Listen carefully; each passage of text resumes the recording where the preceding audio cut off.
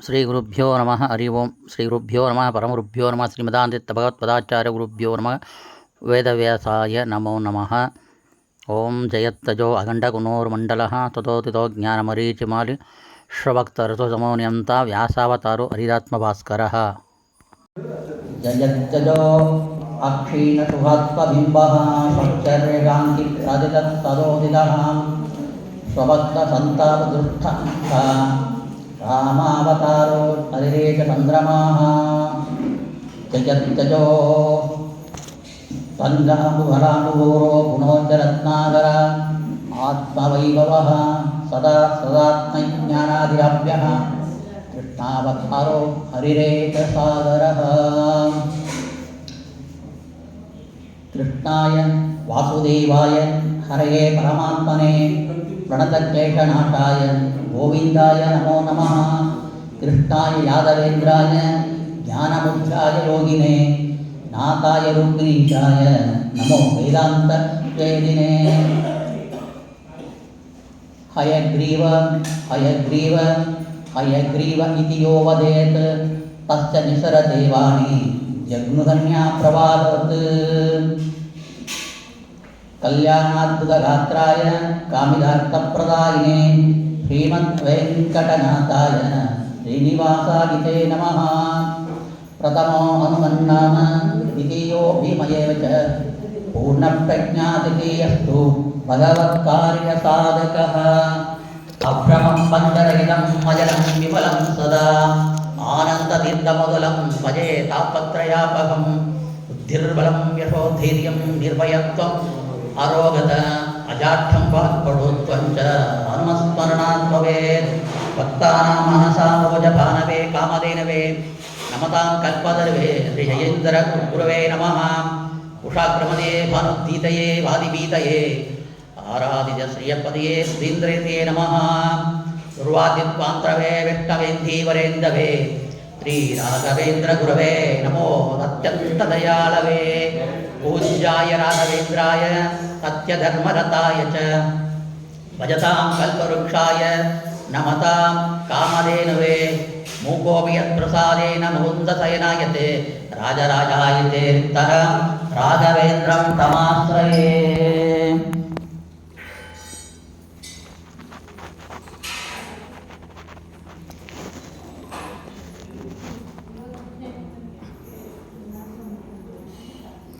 ಶ್ರೀ ಗುರುಭ್ಯೋ ನಮಃ ಹರಿ ಓಂ.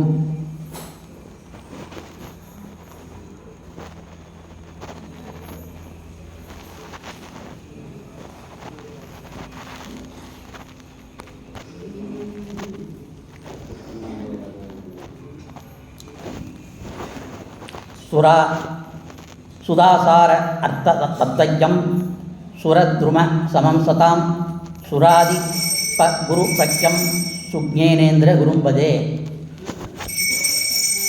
ಆಪಾದ ಮಣಿಪರ್ಯಂತಂ ಗುರುಣಾ ಆಕೃತಿ ಸ್ವರೇ ತೇನ ವಿಘ್ನಾಃ ಪ್ರಣಶ್ಯಂತಿ ಸಿದ್ಧ್ಯಂತ ಮನೋರಥಾಃ.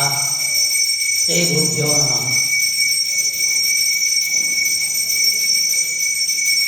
ಈಗ ನಡೀತಾ ಇರುವ ಶ್ರಾವಣ ಮಾಸದ ಕೃಷ್ಣ ಪಕ್ಷ ಪಾಠ್ಯ ಇಂದ ಪ್ರಾರಂಭ ಮಾಡಿಕೊಂಡು ದ್ವಿತೀಯ ತೃತೀಯ 3 ದಿನಗಳು ಕಾಲಗಳು ಕೂಡ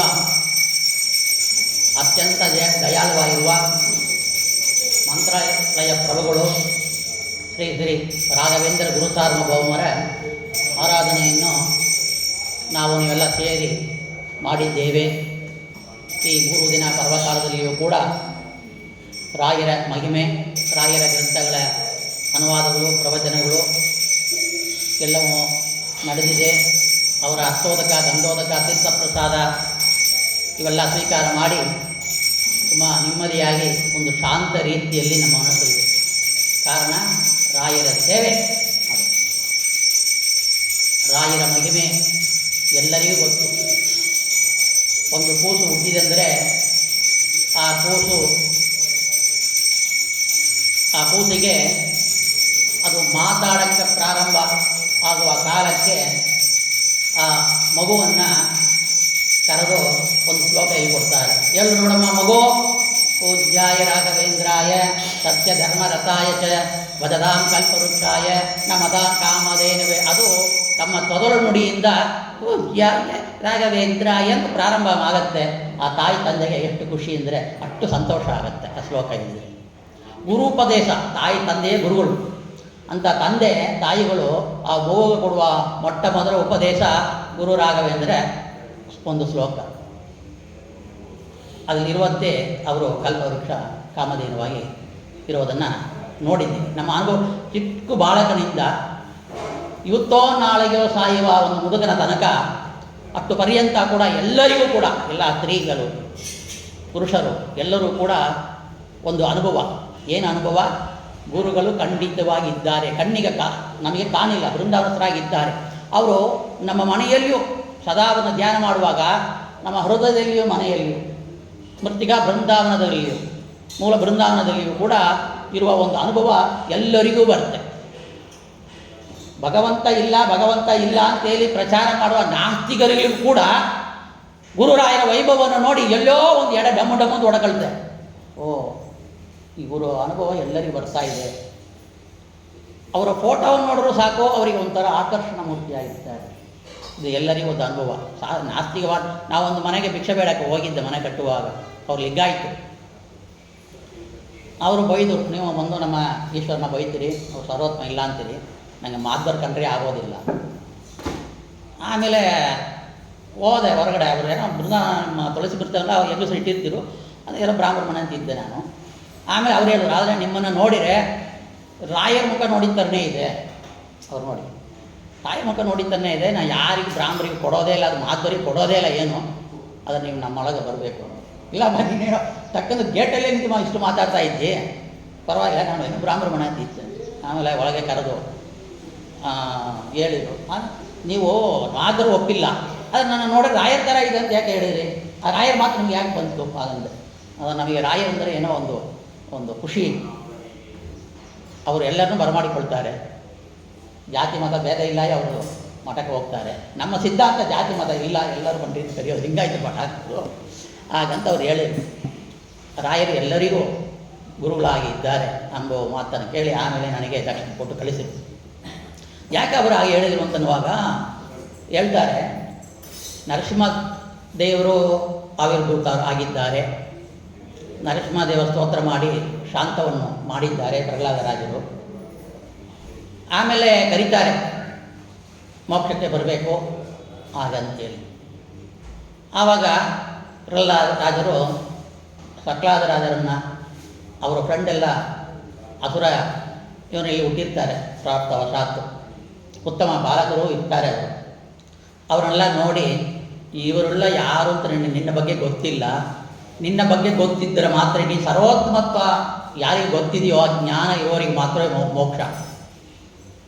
ಆಗಿರುವಾಗ ಇವರೆಲ್ಲ ಬಿಟ್ಟು ನಾನು ಬರೋಕ್ಕೆ ಆಗೋದಿಲ್ಲ, ಅದಕ್ಕೆ ಇವ್ರನ್ನ ಕರ್ಕೊಂಡು ಬರಬೇಕಾಗಿದ್ದರೆ ಇವರಿಗೆ ಪಾಠ ಪ್ರವಚನ ಮಾಡಿ ನಿನ್ನ ಬಗ್ಗೆ ತಿಳುವಳಿಕೆಯನ್ನು ಕೊಟ್ಟು ಜ್ಞಾನವನ್ನು ಕೊಟ್ಟು ಇವರನ್ನ ನನ್ನ ಜೊತೆಯಲ್ಲಿ ಕರ್ಕೊಂಡು ಬರ್ತೀನಿ. ಹಾಗೇ ಕಥಾಸ್ತು ಅಂತಾರೆ, ಹಾಗೇ ಆಗಲಿ. ಮತ್ತು ಅಲ್ಲಿ ಒಂದು ಮಾತು ಹೇಳ್ತಾರೆ, ಪ್ರತಿರೂಪಂ ದೃಗ್ ಅಂತ.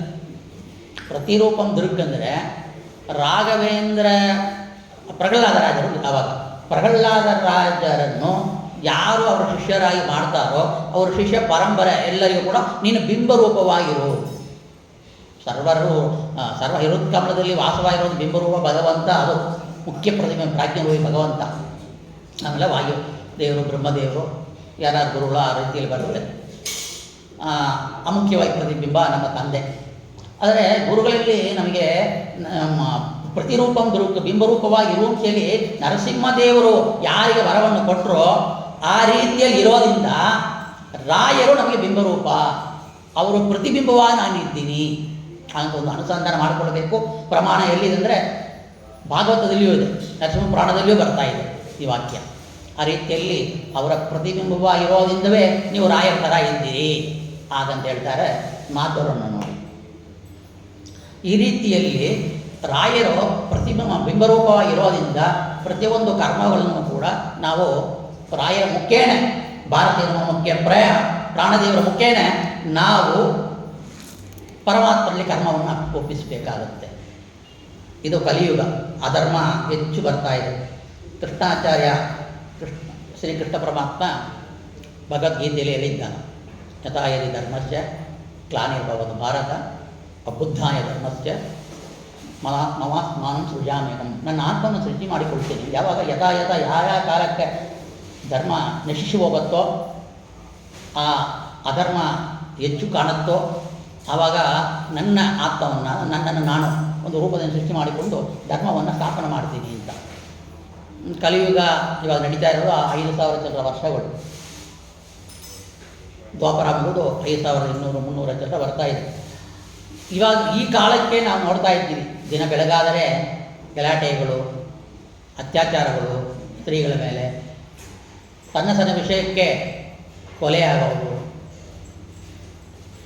ಎಲ್ಲ ಮೋಸ, ವಂಚನೆಗಳು, ಉಣ್ಣುವ ಪದಾರ್ಥಗಳಲ್ಲಿಯೂ ಮಿಶ್ರಣ, ಕಲಪಡ.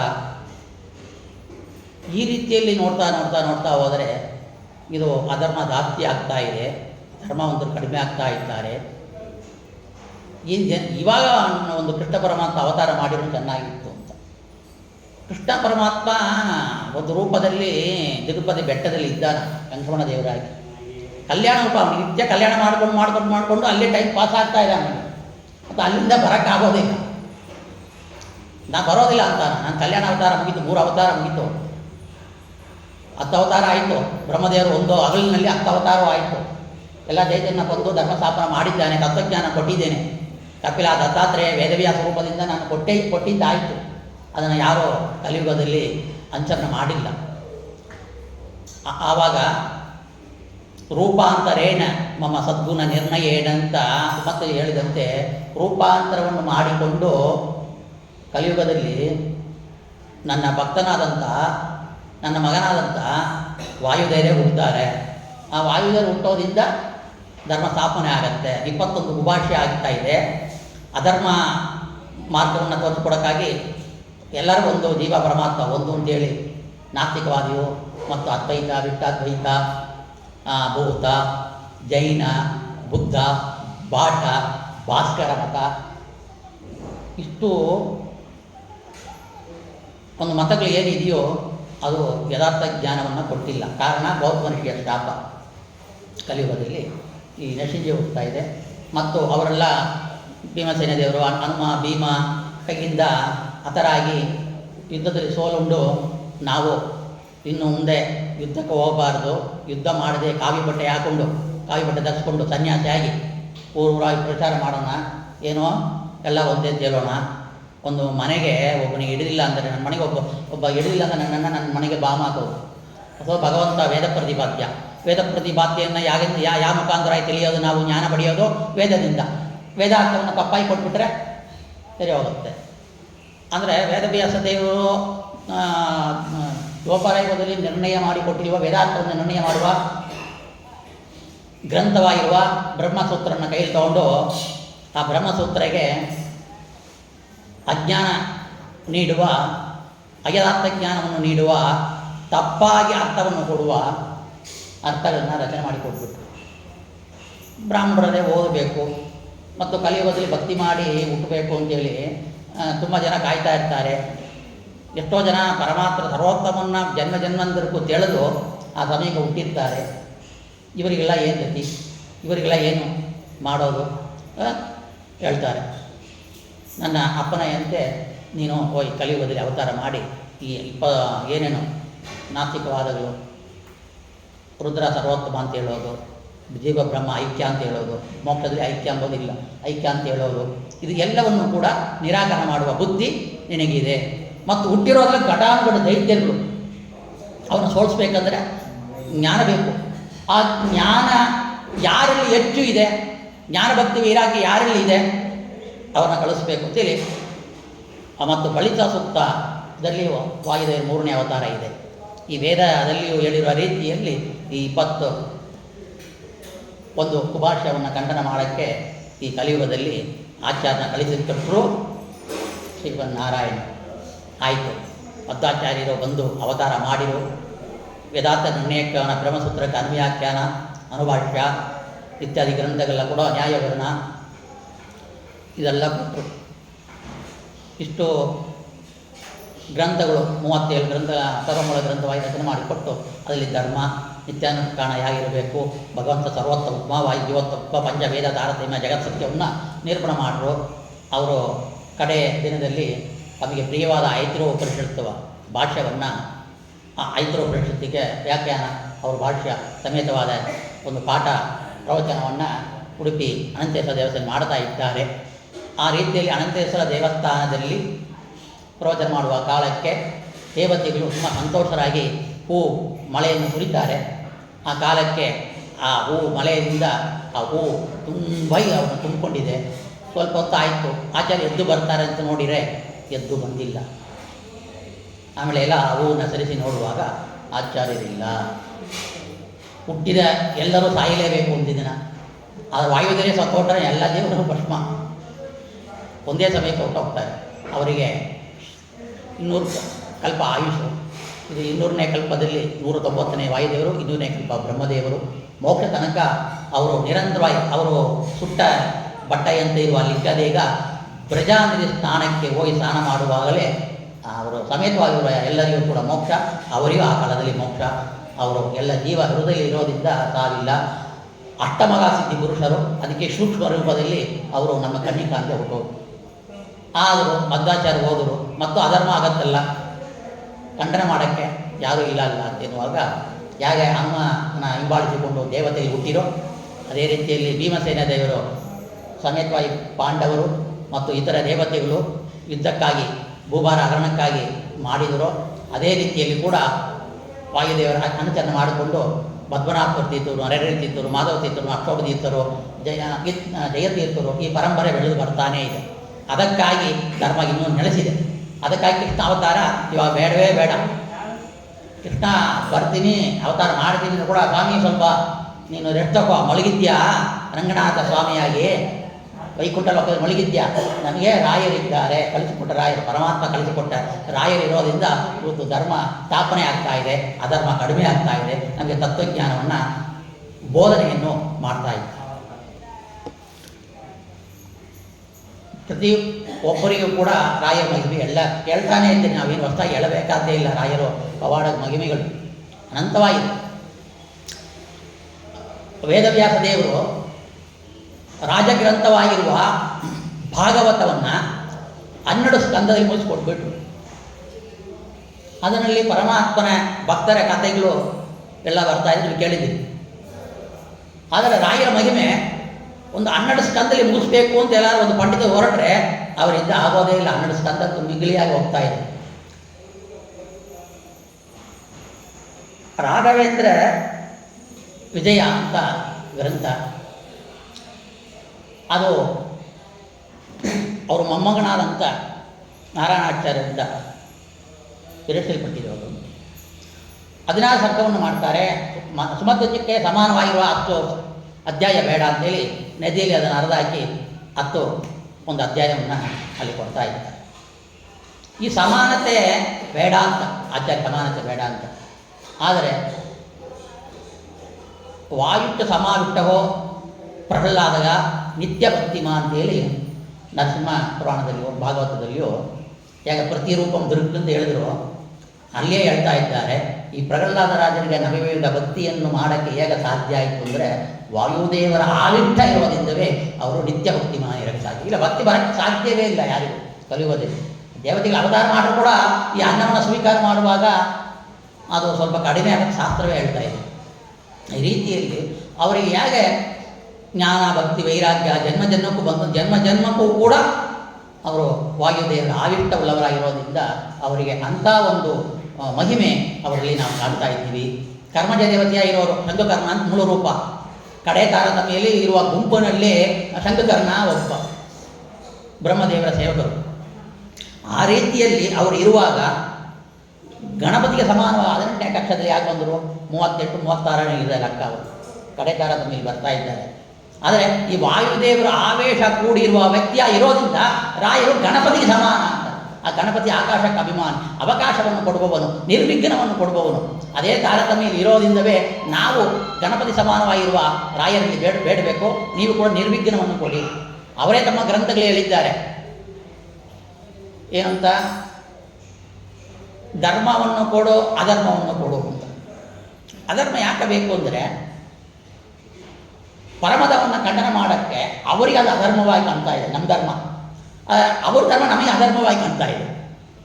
ಆ ಪರಮದವನ್ನು ಖಂಡನ ಮಾಡೋಕ್ಕೆ ಅವ್ರ ಗ್ರಂಥದ ಜ್ಞಾನ ಬೇಕಲ್ಲ. ಒಬ್ಬ ತಪ್ಪು ನೇಗನಾಥಕ್ಕಿಂತ ಅಹಂ ಬ್ರಹ್ಮಾಸ್ಮಿ ಸರ್ವಂ ಕಲ್ಪಿತಂ ಬ್ರಹ್ಮ ನಿರಂಜನಂ ಪರಮಂ ಸಾಮ್ಯಂ ಇತ್ಯಾದಿ ವೇದವಾಕ್ಯಗಳು ಏನಿದೆಯೋ ಅದಕ್ಕೆ ತಪ್ಪಾಗಿ ಅರ್ಥವನ್ನು ಕೊಟ್ಟಿದ್ದಾರೆ.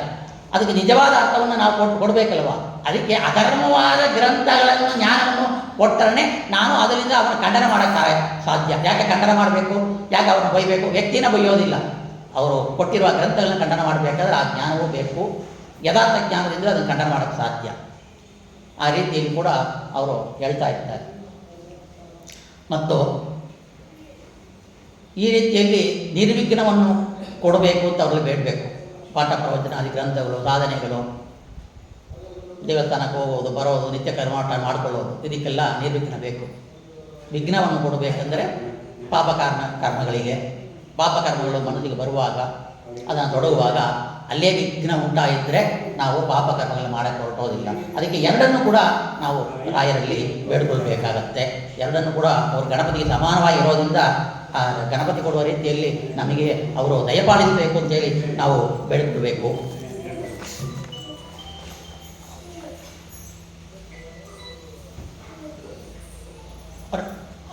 ಮೂರು ಸಲ ಮೋಕ್ಷವನ್ನು ಬೇಡ ಅಂತ ಹೇಳಿದ್ದಾರೆ ರಾಯರು. ಪ್ರಹ್ಲಾದನ ಕರೆದು ನರಸಿಂಹದೇವರು ಇಲ್ಲೆಲ್ಲ ಇವನ್ನೆಲ್ಲ ಉದ್ಧಾರ ಮಾಡಬೇಕು, ನಾನು ಮೋಕ್ಷಕ್ಕೆ ಬರೋದಿಲ್ಲ ಹಾಗಂತೇಳಿ ಅವರು ಇಲ್ಲೇ ಉಳ್ಕೊಂಡು ಭೂಲೋಕದಲ್ಲಿ ಅನಂತ ವರ್ಷ ಪರಿಪಾಲನೆ ಮಾಡಿರು. ಅವರು ಮೊಮ್ಮಗನಾದಂಥ ಬಲಿ ಚಕ್ರವರ್ತಿ ಬಾಮನವರು ಭಗವಂತ ಆವಿರ್ಭಾವ ಕಾರಣವಾದರು. ಇವರು ನರಸಿಂಹದೇವರ ಅವತಾರ ಕಾರಣವಾಗಿದ್ದರೆ ಅವರು ಮೊಮ್ಮಗನಾದಂಥ ಬಲಿ ಚಕ್ರವರ್ತಿ ಕೂಡ ವಾಮನ ರೂಪ ಭಗವಂತನಿಂದ ಆಶೀರ್ವಾದ ಪಡೆದು ಮುಂದೆ ಅವರು ಇಂದ್ರ ಪದವಿಯನ್ನು ಪಡಿತಾರೆ. ಅಂಥ ಪರಂಪರೆ ಅವರು, ಅಂಥ ಒಂದು ತಾತನ ಆಶೀರ್ವಾದದಿಂದಲೇ ಅವರು ಅಂಥ ಒಂದು ಪದವಿಯನ್ನು ಪಡಿತಾ ಇದ್ದಾರೆ. ಆ ರೀತಿಯಲ್ಲಿ ಅವರ ಪ್ರತಿಬಿಂಬ ಇರುವ ನಮಗೆ ಕೂಡ ವಾಮನ ರೂಪಿ ದರ್ಶನ ಆಗಬೇಕು. ನಾವು ಕೂಡ ಇಂದ್ರ ಪದವಿಯನ್ನು ಪಡಿಬೇಕು. ಇಂದ್ರ ಪದವಿ ಶತಕೃತ ಅಂತ ಹೇಳಿ ಇಂದ್ರದೇವರಿಗೆ ಹೆಸರು. ಆದರೆ ನಾವು ಇಂದ್ರ ಪದವಿ ಆಗ ಬೀಳಬಾರ್ದು, ನಮ್ಮ ಯೋಗ್ಯತೆ ಇಲ್ಲ.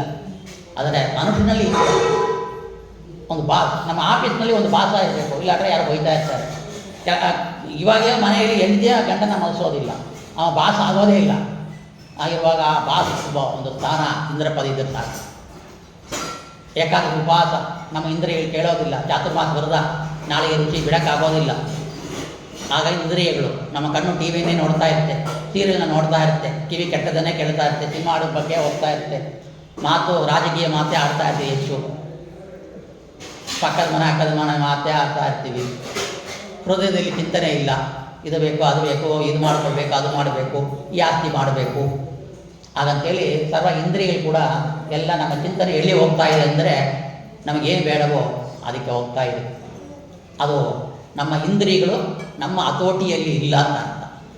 ನಮಗೆ ಇಂದ್ರ ಪದವಿ ಅಂದರೆ ನಮ್ಮ ಇಂದ್ರಿಯಗಳನ್ನು ನಿಯಮನ ಮಾಡಿಕೊಳ್ಳುವ ಶಕ್ತಿ ಇದ್ದರೆ ನಾವು ಇಂದ್ರರೇ. ಯಾರೋ ನಮ್ಮ ದೇಹಕ್ಕೆ ಆ ಇಂದ್ರ ಪದವಿಯನ್ನು ಕೊಡಬೇಕು ಗುರುರಾಯರೇ ಹಾಗಂತೇಳಿ ಒಂದು ಅನುಸಂಧಾನ ಮುಖಾಂತರಾಗಿ ನಾವು ಅವರನ್ನು ಬೇಡ್ಕೊಳ್ಬೋದು. ವ್ಯಾಸರಾದ ಅವತಾರ ಕಾಲದಲ್ಲಿಯೂ ಅವ್ರ ಕನಸಲ್ಲಿ ಬಂದು ಕರೆದರಂತೆ ಕೃಷ್ಣ ಪರಮಾತ್ಮನೇ, ಇಲ್ಲೆಲ್ಲ ನಾನು ಬರೋದಿಲ್ಲ. ಅವರು ಬೃಂದಾವನರಾಗಿದ್ದಾರೆ. ಕೂಡಲೇ ಹುಟ್ಟಿರೋ ರಾಘವೇಂದ್ರ ಗುರುಸಾರ್ವಭೌಮರಾಗಿ ವೆಂಕಟನಾಥ ಅಂತ ನಾಮದಲ್ಲಿ ತಿಮ್ಮನ ಭಟ್ಟರು ಕೂಪಿಗ ಕಂಬದಿಗಳಿಗೆ ಕೂಸಾಗಿ ಹುಟ್ಟಿದ್ದಾರೆ. ನೋಡಿ, ಅವರು ನಾವು ಸ್ವಲ್ಪ ಒಳ್ಳೆ ಜಾಗಕ್ಕೆ ಒಳ್ಳೆ ಊಟ ಕರೆದ್ರೆ ಬರ್ತೀವಿ ಅಂತ ಬಿಡ್ತೀವಿ. ಒಂದು ತೀರ್ಥಯಾತ್ರೆ ಹೋಗ್ತೀವಿ, ಒಂದು ಊಟಿ ನೋಡೋಣ, ಕೊಡೆಕಲ್ ಹೋಗೋಣ, ಆಗಲಿ ಹೋಗೋಣ, ಎಲ್ಲ ಪ್ರಿಯಾಕರಣ ಹೋಗ್ತೀವಿ ಅಂದರೆ ಹೋಗೋಣ ಅಂತ ಬರ್ತೀವಿ. ಆದರೆ ಮೋಕ್ಷ ದುರ್ಲಭವಾದದ್ದು. ಮೋಕ್ಷ ಅತ್ಯಂತ ದುರ್ಲಭ, ತುಂಬ ಸಾಧನ ಮಾಡಬೇಕು. ಅದನ್ನು ಬೇಡ ಅಂತ ಹೇಳಿದ್ದಾರೆ ಅಂದರೆ ಆ ವೈರಾಗ್ಯ ಪ್ರಹ್ಲಾದ ಕಾಲಕ್ಕೆ ಬಂತು, ವ್ಯಾಸರಾಜ ಕಾಲಕ್ಕೂ ಬಂತು. ಇವತ್ತು ರಾಯರು 78ನೇ ವರ್ಷಕ್ಕೇನೋ ಅವರು ಆಯುಷ್ ಮುಗಿಯೋದನ್ನು ಗೊತ್ತಿದೆ ಅವರಿಗೆ. ಆವಾಗಲೂ ಹೊರಟಿರ್ಬೋದು. ಇಲ್ಲ, ಹೊರಡೋಕ್ಕೆ ಮನಸ್ಸು ಬಂದಿಲ್ಲ. ಈ ಭೂಲೋಕದಲ್ಲಿ 120 ವರ್ಷ ಆಯುಷ್, 120 ವರ್ಷ ತನಕ ಜೀವನ ಮಾಡಿದವರು ವಾದಿರಾಜ ಗುರು ಸಾರ್ವಭೌಮರು. ಭಾವಿ ಸಮೀರರು. ಅವರಿಗೆ ಇನ್ನು 100 ವರ್ಷ 20 ವರ್ಷ ಮೇಲೆ ಇರ್ಬೋದು, ಇವತ್ತಿನ ತನಕ ಇರ್ಬೋದು ಅವರು. ಆದರೆ ಅವ್ರ ಶಿಷ್ಯ ಪರಂಪರೆ ಬೆಳಿಬೇಕಿಲ್ಲ. ಒಬ್ಬರೇ ಇದ್ಬಿಟ್ರೆ ಆ ಪರಂಪರೆ ಬರಬೇಕಿಲ್ಲ. ಮಠಾಧಿಪತಿಗಳಾಗಿ ಅವರು ಸಾಧನೆ ಮಾಡ್ಕೊಳ್ಬೇಕು. ಎಷ್ಟೋ ಜನ ಎಲ್ಲ ಇವರೇ ಇದ್ಬಿಟ್ರೆ, ಯಾರೇ ಕಣ್ಮುಂದೆ ಇವತ್ತಿನ ತನಕ ಇದ್ಬಿಟ್ರೆ ಅವರು ಹಿಂಬಾಲಿಸಿಕೊಂಡು ಬಂದಿರುವ ಇಷ್ಟು ತನಕ ಯಾಕೋ ಶಿಷ್ಯರು ಬಂದಿದ್ದಾರೆ ಮಠಕ್ಕೆ, ಪಾಠ ಪ್ರವಚನ ಮಾಡಿದ್ದಾರೆ, ಆಶೀರ್ವಾದ ಮಾಡಿದ್ದಾರೆ, ಪವಾಡನ್ನು ತೋರಿಸಿದ್ದಾರೆ. ಅದಕ್ಕೆ ಅವರು ಏನು ಮಾಡಿರೋ, ನಾನು ಸಶರೀರವಾಗಿ ಮಾಂಚೋಲ ಗ್ರಾಮ ಆಯ್ಕೆ ಮಾಡಿಕೊಂಡು ಸಶರೀರವಾಗಿ ಜೀವೋತ್ಪನ್ನ ಮಾಡಿಕೊಂಡು ನಮಗೆ ಇವತ್ತು ಕನಸಲ್ಲಿಯೋ ಮನಸ್ಸಲ್ಲಿಯೋ ಬಂದು ಪಾಠ ಪ್ರವಚನ ಮಾಡುವ, ತಮ್ಮ ಶಿಷ್ಯರ ಮುಖಾಂತರವಾಗಿ ಅಲ್ಲಿ ನಿಂತುಕೊಂಡು ಪಾಠ ಪ್ರವಚನ ಮಾಡುವ, ತಮ್ಮ ಶಿಷ್ಯರಲ್ಲಿ ಆಶೀರ್ವಾದ ಮಾಡುತ್ತಾ ಅವ್ರ ಮುಖಾಂತರವಾಗಿ ತತ್ವ ಪ್ರಚಾರವನ್ನು ಮಾಡುತ್ತಾ ಇರೋದ್ರಿಂದ ಮುಂಚೆ ನಾವು ಹೇಳಿದಂತೆ ಕೃಷ್ಣ ಪರಮಾತ್ಮ ಅವತಾರ ಈಗ ಬೇಕಾಗಿಲ್ಲ ನಮಗೆ, ಯಾಕಂದರೆ ನಮ್ಮ ರಾಯರಿದ್ದಾರೆ. ಅದಕ್ಕೆ ಕೃಷ್ಣ ಹೇಳಿದ, ನನ್ನ ಅವತಾರ ಕಲಿಯುಗದಲ್ಲಿ ಮುಗಿದೋಯಿತು, 10 ಅವತಾರ ಮುಗಿತು, ಕಲಿಯುಗದಲ್ಲಿ ಅವತಾರನೇ ಇಲ್ಲ. ಅಗತ್ಯ ಇಂಥ ರಾಯರ ಮಹಿಮೆ ಅಪಾರವಾದದ್ದು. ಮಹಾಭಾರತದಲ್ಲಿ ಒಂದು ಕಥೆ ಬರುತ್ತೆ. ಯುದ್ಧ ಮುಗಿದಿದೆ, ಸ್ವಲ್ಪ ವರ್ಷ ರಾಜ ಪರಿಪಾಲನ ಮಾಡ್ತಾ ಇದ್ದಾರೆ ಪಾಂಡವರು ಯುಧಿಷ್ಠಿರ. ಆಮೇಲೆ ಅವರು ಆಯುಷ್ ಮುಗಿದದನ್ನು ಗೊತ್ತಾಗಿದೆ ಅವರಿಗೆ, ಜ್ಞಾನಿಗಳು ಎಲ್ಲರೂ ಕೂಡ ಸ್ವರ್ಗ ಆರೋಹಣ ಮಾಡ್ತಾ ಇದ್ದಾರೆ. ಅವಾಗೆಲ್ಲ ಹೋಗ್ತಾ ಇದ್ದಾರೆ. ಯುಧಿಷ್ಠಿರ ನಡ್ಕೊಂಡು ಹೋಗ್ತಾ ಇದ್ದಾನೆ ಬೆಟ್ಟದ ಮೇಲೆ. ತಪಸ್ಸು ಮಾಡಿ ಅಲ್ಲಿಂದ ತಮ್ಮ ದೇವನ್ನು ಬಿಟ್ಟು ತಮ್ಮ ಪುರಿಗೆ, ಯಮಪುರಿಗೆ ಅಥವಾ ಸ್ವರ್ಗಪುರಿಗೆ ಹೋಗೋಣ ಅಂತ ತಪಸ್ಸನ್ನು ಮಾನಸ ಸರೋವರ ಸ್ವರ್ಗಕ್ಕೆ ಹೋಗ್ತಾ ಇದ್ದಾರೆ. ಆ ಹೋಗುವ ಕಾಲಕ್ಕೆ ಆ ಯುಧಿಷ್ಠಿರನ ಏನು ಧರ್ಮರಾಯ ಇದ್ದಾನೋ ಅವನ ಬೆನ್ನು ಹತ್ಕೊಂಡು ಒಂದು ನಾಯಿ ಬರ್ತಾ ಇದೆ. ಆಮೇಲೆ ಸ್ವರ್ಗಾಧಿಪತಿ ಇಂದ್ರ ಏನು ಮಾಡಿದ, ಧರ್ಮರಾಜ ಬರ್ತಾ ಇರೋದನ್ನು ನೋಡಿ ಒಂದು ವಾದನವನ್ನು, ದಿವ್ಯ ವಾದನವನ್ನು ಕಳಿಸಿಕೊಡ್ತಾ ಇದ್ದಾನೆ. ಯುಧಿಷ್ಠಿರ ಬಾರಪ್ಪ ಹೋಗೋಣ ಹಾಗಂತೆ. ಧರ್ಮರಾಜ ಹೇಳ್ತಾ ಇದ್ದಾನ, ನನ್ನ ನಂಬಿಕೊಂಡು ನನ್ನ ಬೆನ್ನತ್ತಿ ಈ ನಾಯಿ ಬರ್ತಾ ಇದೆ, ಈ ನಾಯಿಯನ್ನು ವಿಮಾನದಲ್ಲಿ ಕುಳ್ಳಿರಿಸಿಕೊಂಡ್ರೆ ನಾನು ಬರ್ತೀನಿ, ಇಲ್ಲ ಅಂದರೆ ಬರೋದಿಲ್ಲ. ಎಂಥ ಧರ್ಮ ನೋಡಿ, ಒಂದು ವಾತ್ಸಲ್ಯ. ಯಮಧರ್ಮರಾಜ ನರಕಲೋಕದಲ್ಲಿ ಹೊಡಿತಾನ ದೊಡಿತಾನ, ಏನು ಮಾಂಸದಲ್ಲಿ ಹಾಕ್ತಾನ, ಕಿಮ್ಮಿ ಭೋಜನ ತಿನ್ಸಿಕ್ತಾನ, ಕರೆಂಟ್ ಶಾಕ್ ಕೊಡ್ತಾನ. ಆಗೆಲ್ಲ ನಾವು ಗರುಡ ಪುರಾಣ ಕೇಳಿದ್ದೀವಿ. ಆದರೆ ಈ ಕಥೆಯಲ್ಲಿ ಎಂಥ ಒಂದು ಕರುಣೆ ಒಂದು ನಾಯಿ ಮೇಲೆ. ಇವರು ಕೂಡ ಸತ್ಯ ಧರ್ಮ ರಥಾಯಚ, ಸತ್ಯ ಮತ್ತು ಧರ್ಮ ಎಂಬ 2 ರಥದಲ್ಲಿ ರಾಯರು ಇರೋದ್ರಿಂದ, ಆ ರಥದಲ್ಲಿ ಅವರು ಇರೋದ್ರಿಂದ ಆ ವ್ರತವನ್ನು ಆಚರಣೆ ಮಾಡ್ತಾ ಇದ್ದಾರೆ, ಸತ್ಯಧರ್ಮ ವ್ರತವನ್ನು. ಆ ರೀತಿಯಲ್ಲಿ ಇರುವಾಗ ಅವರಲ್ಲಿ ನಾವು ಇವತ್ತು ಬೇಡಿಕೊಳ್ಳೋಣ. ಏನು ಅಂತ, ರಾಯರೇ ನೀವು ಧರ್ಮರಾಜರು, ನಮಗೆ ನಾನು ನಾಯಿಯಾಗಿದ್ದೀನಿ, ನಾನು ನಾಯಿ ಪ್ರಾಣಿ, ಯಾಕಂದರೆ ನನಗೆ ಅಜ್ಞಾನ ತುಂಬಿದೆ, ಶಾಸ್ತ್ರ ವಿಚಾರ ಗೊತ್ತಿಲ್ಲ. ಯುಧಿಷ್ಠಿರ ಧರ್ಮರಾಜ ಒಂದು ನಾಯಿಗೋಸ್ಕರ ನಾನು ಬರೋದಿಲ್ಲ, ಇವನ್ನ ಈ ನಾಯಿನ ಕರ್ಕೊಂಡು ಬರ್ತೀನಿ ಅಂತ ನೀವು ಅವತ್ತು ಪ್ರಹ್ಲಾದ ರಾಜರು, ನರಸಿಂಹದೇವರು, ಕೃಷ್ಣದೇವರೆಲ್ಲ ಕರೆದರು ನಿನ್ನ, ಇಲ್ಲೆಲ್ಲ ಇವ್ರನ್ನ ಉದ್ಧಾರ ಮಾಡಿಕೊಂಡು ನಾನು ಬರ್ತೀನಿ ಅಂತ ಆ ಯುಧಿಷ್ಠಿರ ಆ ಧರ್ಮರಾಜ ಯಾವ ರೀತಿಯಲ್ಲಿ ಇದ್ದನೋ ಆ ರೀತಿಯಲ್ಲಿ ನಾನು ನಿಮ್ಮನ್ನ ಕಾಣ್ತಾ ಇದ್ದೀನಿ. ಯಾಕಂದ್ರೆ ನಮಗೋಸ್ಕರ ಅವರು ಮೋಕ್ಷವನ್ನು ಬೇಡ ಅಂದರು.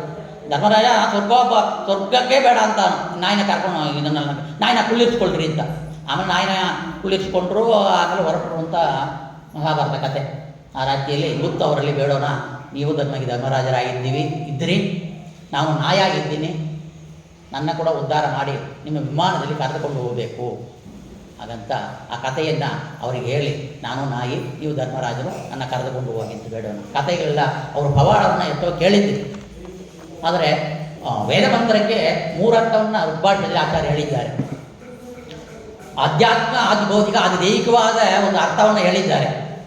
ಭಾಗವತರು ಮುಖ್ಯ ಭಾಷೆ, ಸಮಾಧಿ ಭಾಷೆ, ರೂಢಿ ಭಾಷೆ ಇತ್ಯಾದಿಗಳನ್ನು ನಾವು ನೋಡ್ತಾ ಇದ್ದೀವಿ ಪ್ರತಿಯೊಂದಕ್ಕೂ. ಮಹಾಭಾರತ ಕಥೆ, ರಾಮಾಯಣ ಕಥೆಗಳಲ್ಲಿ ನಿಜ ಜ್ಞಾನವನ್ನು ಯಾರಿಗೂ ಗೊತ್ತಿಲ್ಲ. ಮಹಾಭಾರತಕ್ಕೆ ಅವರವರು ಕೈ ಹಾಕಿಬಿಟ್ಟು ಅದನ್ನು ಎಲ್ಲ ತಮ್ಮ ಬುದ್ಧಿಗೆ ಹೋಗೋ ರೀತಿಯಲ್ಲಿ ಬರೆದಿದ್ದಾರೆ. ಇದು ವೇದಾರ್ಥಕ್ಕೆ ಮಾತ್ರವೇ ಇಲ್ಲ, ಪುರಾಣವನ್ನು ಅವರು ಕೆಡಿಸಿದ್ದಾರೆ. ಅದನ್ನು ಸರಿಯಾದ ದಾರಿಯಲ್ಲಿ ನಿರ್ಣಯ ಮಾಡಬೇಕು ಅಂತ ಮಹಾಭಾರತ ತತ್ಪನ್ಯ ಅದರಲ್ಲಿ ರಾಮಾಯಣ ಮತ್ತು ಮಹಾಭಾರತಕ್ಕೆ ನಿಜವಾದ ಅರ್ಥವನ್ನು ತೋರಿಸ್ಕೊಟ್ಟಿದ್ದಾರೆ. ಆ ರೀತಿಯಲ್ಲಿ ಅವರು ಪವಾಡವನ್ನು, ಯಾರೋ ರಾಘವೇಂದ್ರ ಸ್ವಾಮಿಗಳ ಪವಾಡವನ್ನು ನಾವು ಆಧ್ಯಾತ್ಮ, ಆದಿಭೌತಿಕ, ಆದಿದೈವಿಕವಾಗಿ ನಾವು ಕಾಣಬೇಕಾಗತ್ತೆ.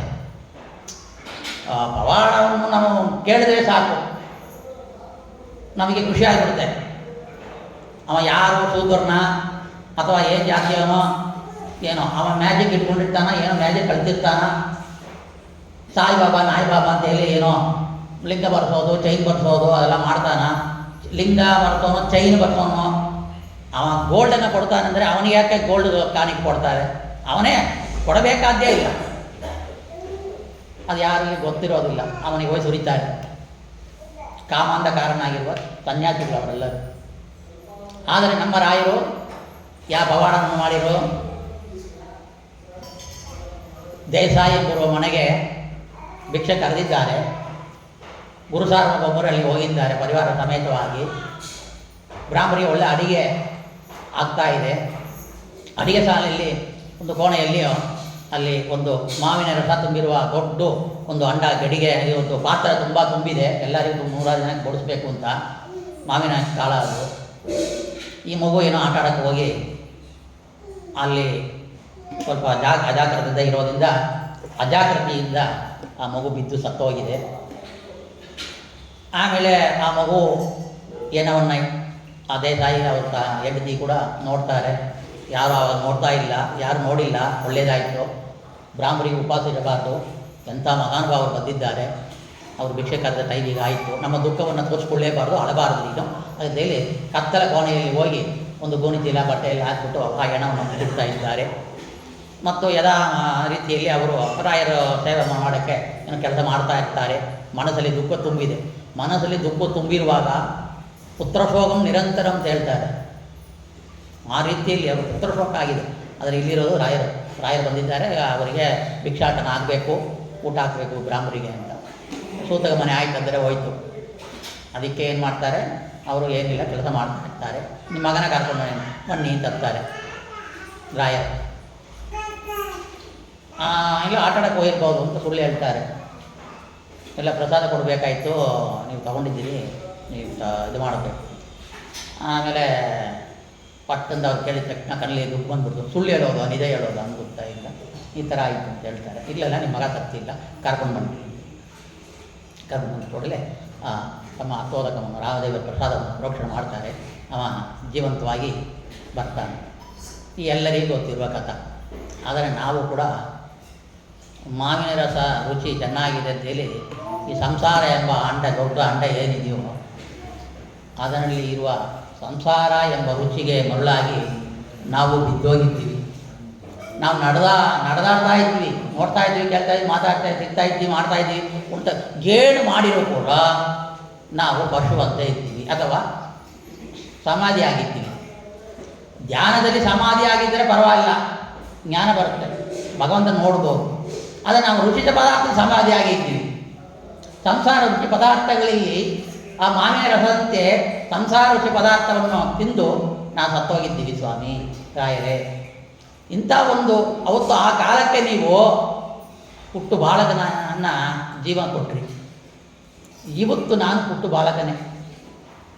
40 ಆಗಿರ್ಬೋದು, 50, 60, 70, 90 ಆಗಿರ್ಬೋದು. ಆದರೆ ನಮ್ಮ ದೇಹದಲ್ಲಿ ಇರುವ ಭಗವಂತನ ಮೂರ್ತಿಗಳು ಇಡೀ ಬ್ರಹ್ಮಾಂಡವನ್ನೇ ಪಿಂಡಾಂಡದಲ್ಲಿ ಇಟ್ಟಿರುವ ಭಗವಂತನ ವ್ಯಾಪಾರವನ್ನು ತಿಳಿಯದೆ, ಅವನ ವ್ಯಾಪಾರವನ್ನು ಅರಿಯದೆ, ಎಲ್ಲ ವಸ್ತುವನ್ನು ನೋಡಿ, ಎಲ್ಲ ರುಚಿ ಪದಾರ್ಥವನ್ನು ನೋಡಿ, ತಿನ್ನೋದು, ಉಣ್ಣೋದು, ಮಾಡೋದು, ನಡೆಯೋದು, ಎಲ್ಲೆಲ್ಲಿ ನೋಡಿ ಸರ್ವವ್ಯಾಪ್ತನ ಇರುವ ಭಗವಂತ ವ್ಯಾಪ್ತನಾಗಿ ನಮ್ಮ ದೇಹದಲ್ಲಿದ್ದಾನ. ಕಪಿಲ, ದತ್ತಾತ್ರೇಯ, ವೇದರಥ, ಪಂಚಾದಿ ರೂಪಗಳು, ವಿಷ್ಣು ವಿಶ್ವಾದಿ ಸಹಸ್ರ ರೂಪಗಳು, ವೈಶ್ವಾನ ರೂಪ, ಎಷ್ಟಷ್ಟು ರೂಪ. 3 ಕೋಟಿ ಕೂದಲು ನಮ್ಮ ದೇಹದಲ್ಲಿದೆ ಅಂತ. 3 ಕೋಟಿ ರೂಪದಲ್ಲಿ 3 ಕೋಟಿ ಪ್ರಾಣದೇವ ರೂಪ ಇದಂತೆ.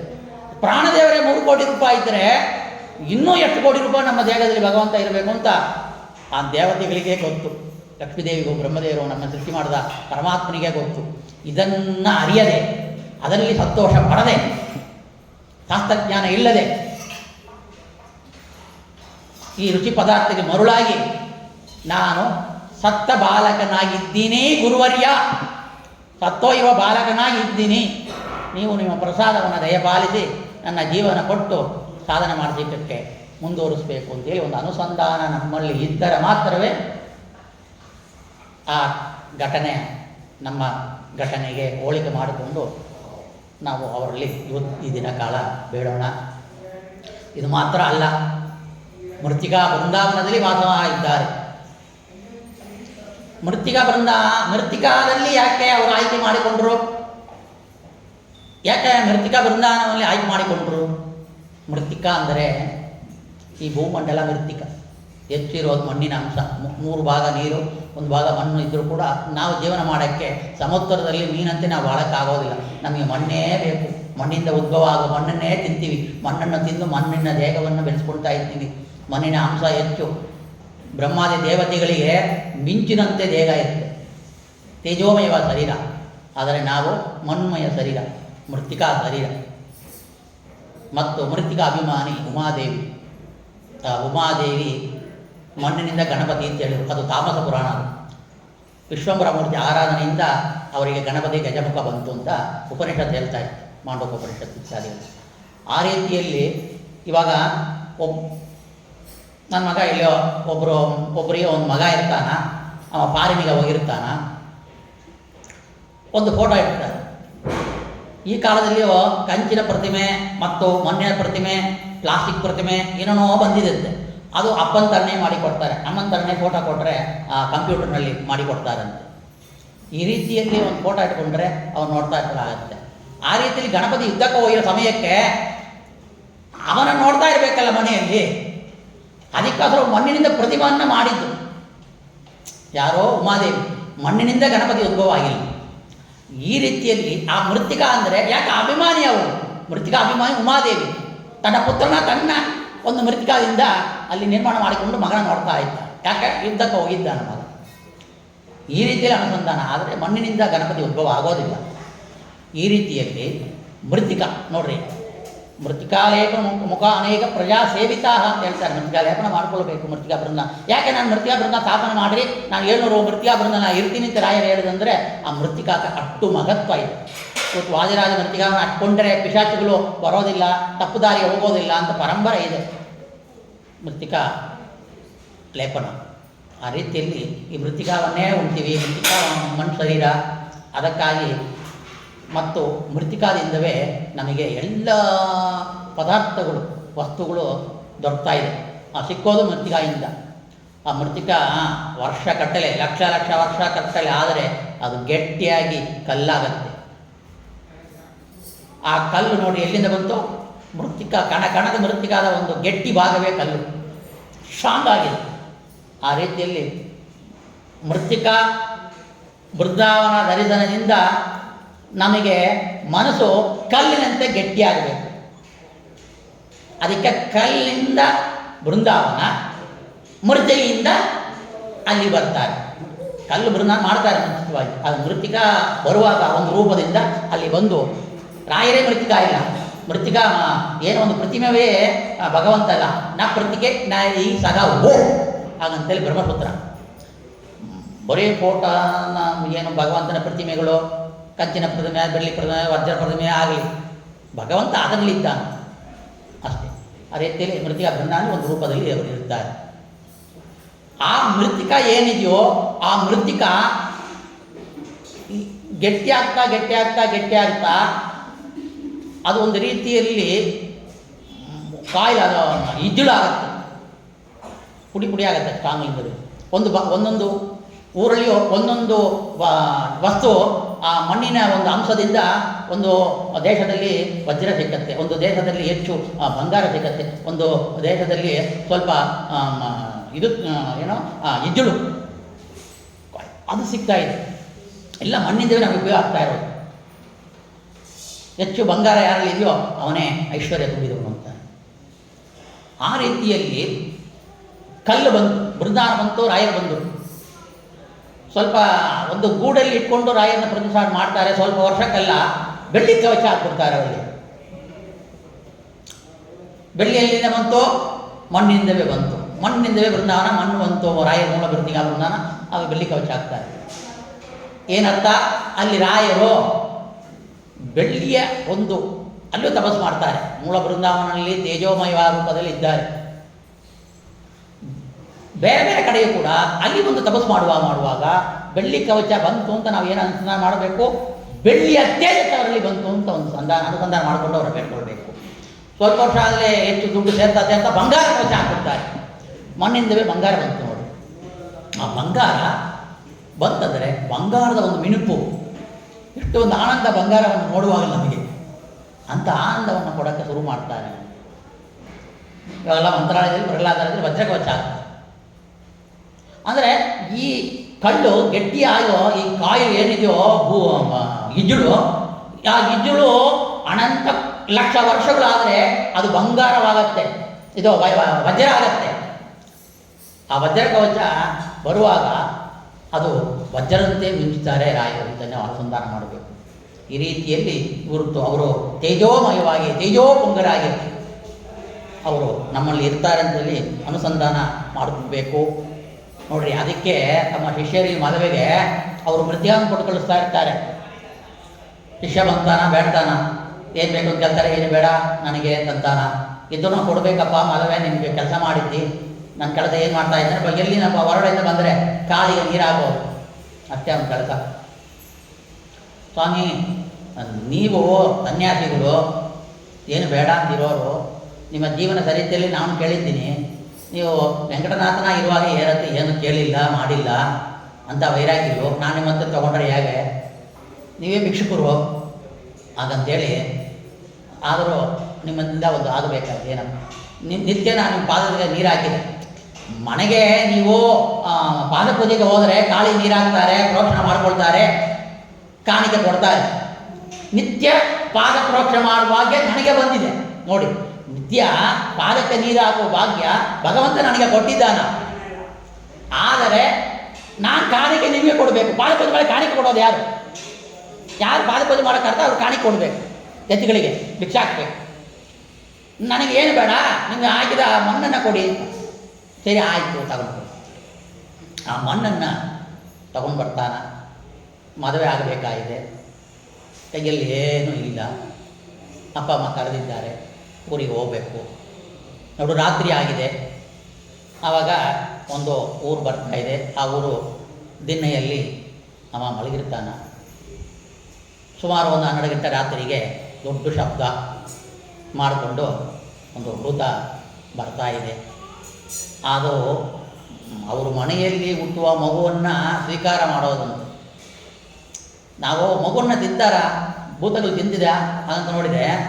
ಎಲ್ಲೋ ಒಂದು ಯೂಟ್ಯೂಬಲ್ಲಿ ನೋಡಿದೆ, ಅಲ್ಲಿ ಅಪ್ಪ ಅಮ್ಮ ಹುಟ್ಟಿದ ಒಂದು ಮಗು ಹುಟ್ಟಿ ಸತ್ತೋದ್ರೆ ಅದನ್ನು ತಿನ್ನಬೇಕಂತ ಅವ್ರ ಶಾಸ್ತ್ರ ಅಂತ ನೋಡ್ರಿ ಆಗಿದೆ. ಎಂಥ ಅಸುರಗಳು ನೋಡಿ.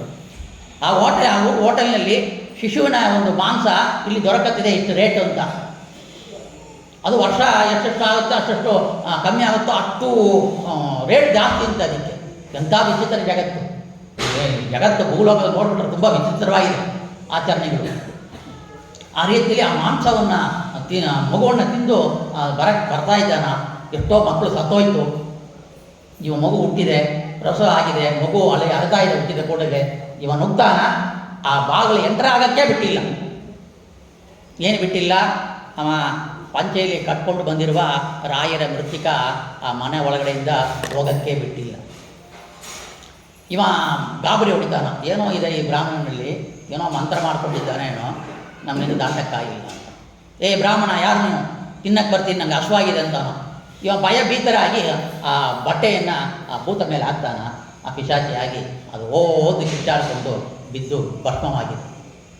ಏನೋ ಬಾಂಸಾರ ಶಬ್ದ ಕೇಳಿತು, ಬೆಂಕಿ ಉರಿತಾ ಇದೆ ಅಂತೇಳಿ ಬಾಗಿಲು ತಗೊಂಡು ಹೊರಗೆ ಬಂದು ನೋಡುವಾಗ ಅಲ್ಲಿ ಬೆಂಕಿ ಉರಿತಾ ಇದ್ದಾನಮ್ಮ. ಯಾರಪ್ಪ ನೀನೋ ಏನೋ ಎಂತ ವಿಚಾರ ಮಾಡುವಾಗ, ಈ ಥರ ಯಾರೋ ಏನೋ ಗೊತ್ತಿಲ್ಲ, ಏನೋ ಒಳಗಡೆ ಹೋಗಬೇಕು ಅಂತ, ನಾನು ರಾಯರ ಶಿಷ್ಯ, ಈ ಬಟ್ಟೆಯನ್ನು ಹಾಕಿದಂತ. ಆ ಬಟ್ಟೆಯಲ್ಲಿ ಏನಿದೆ ಅಂತೆಲ್ಲ ಹುಡುಕುವಾಗ ಅಲ್ಲಿ ಮೃತಿಕಾ ಮಾತ್ರ ಇತ್ತು. ರಾಯರ ಪಾದದಲ್ಲಿ ನಿತ್ಯ ನೀರು ತೊಳೆದಿರುವ ಅಲ್ಲಿ ನಿಂತಿರುವ ಕೆಸರು ಮಣ್ಣು ಅದರಲ್ಲಿತ್ತು. ಆ ಭೂತ ಪಿಶಾಚಿ ಸತ್ತೋಯಿತು. ಆ ರೀತಿಯಲ್ಲಿ ಮೃತ್ತಿಕಾ ಮಹಿಮೆ ಇದೆ.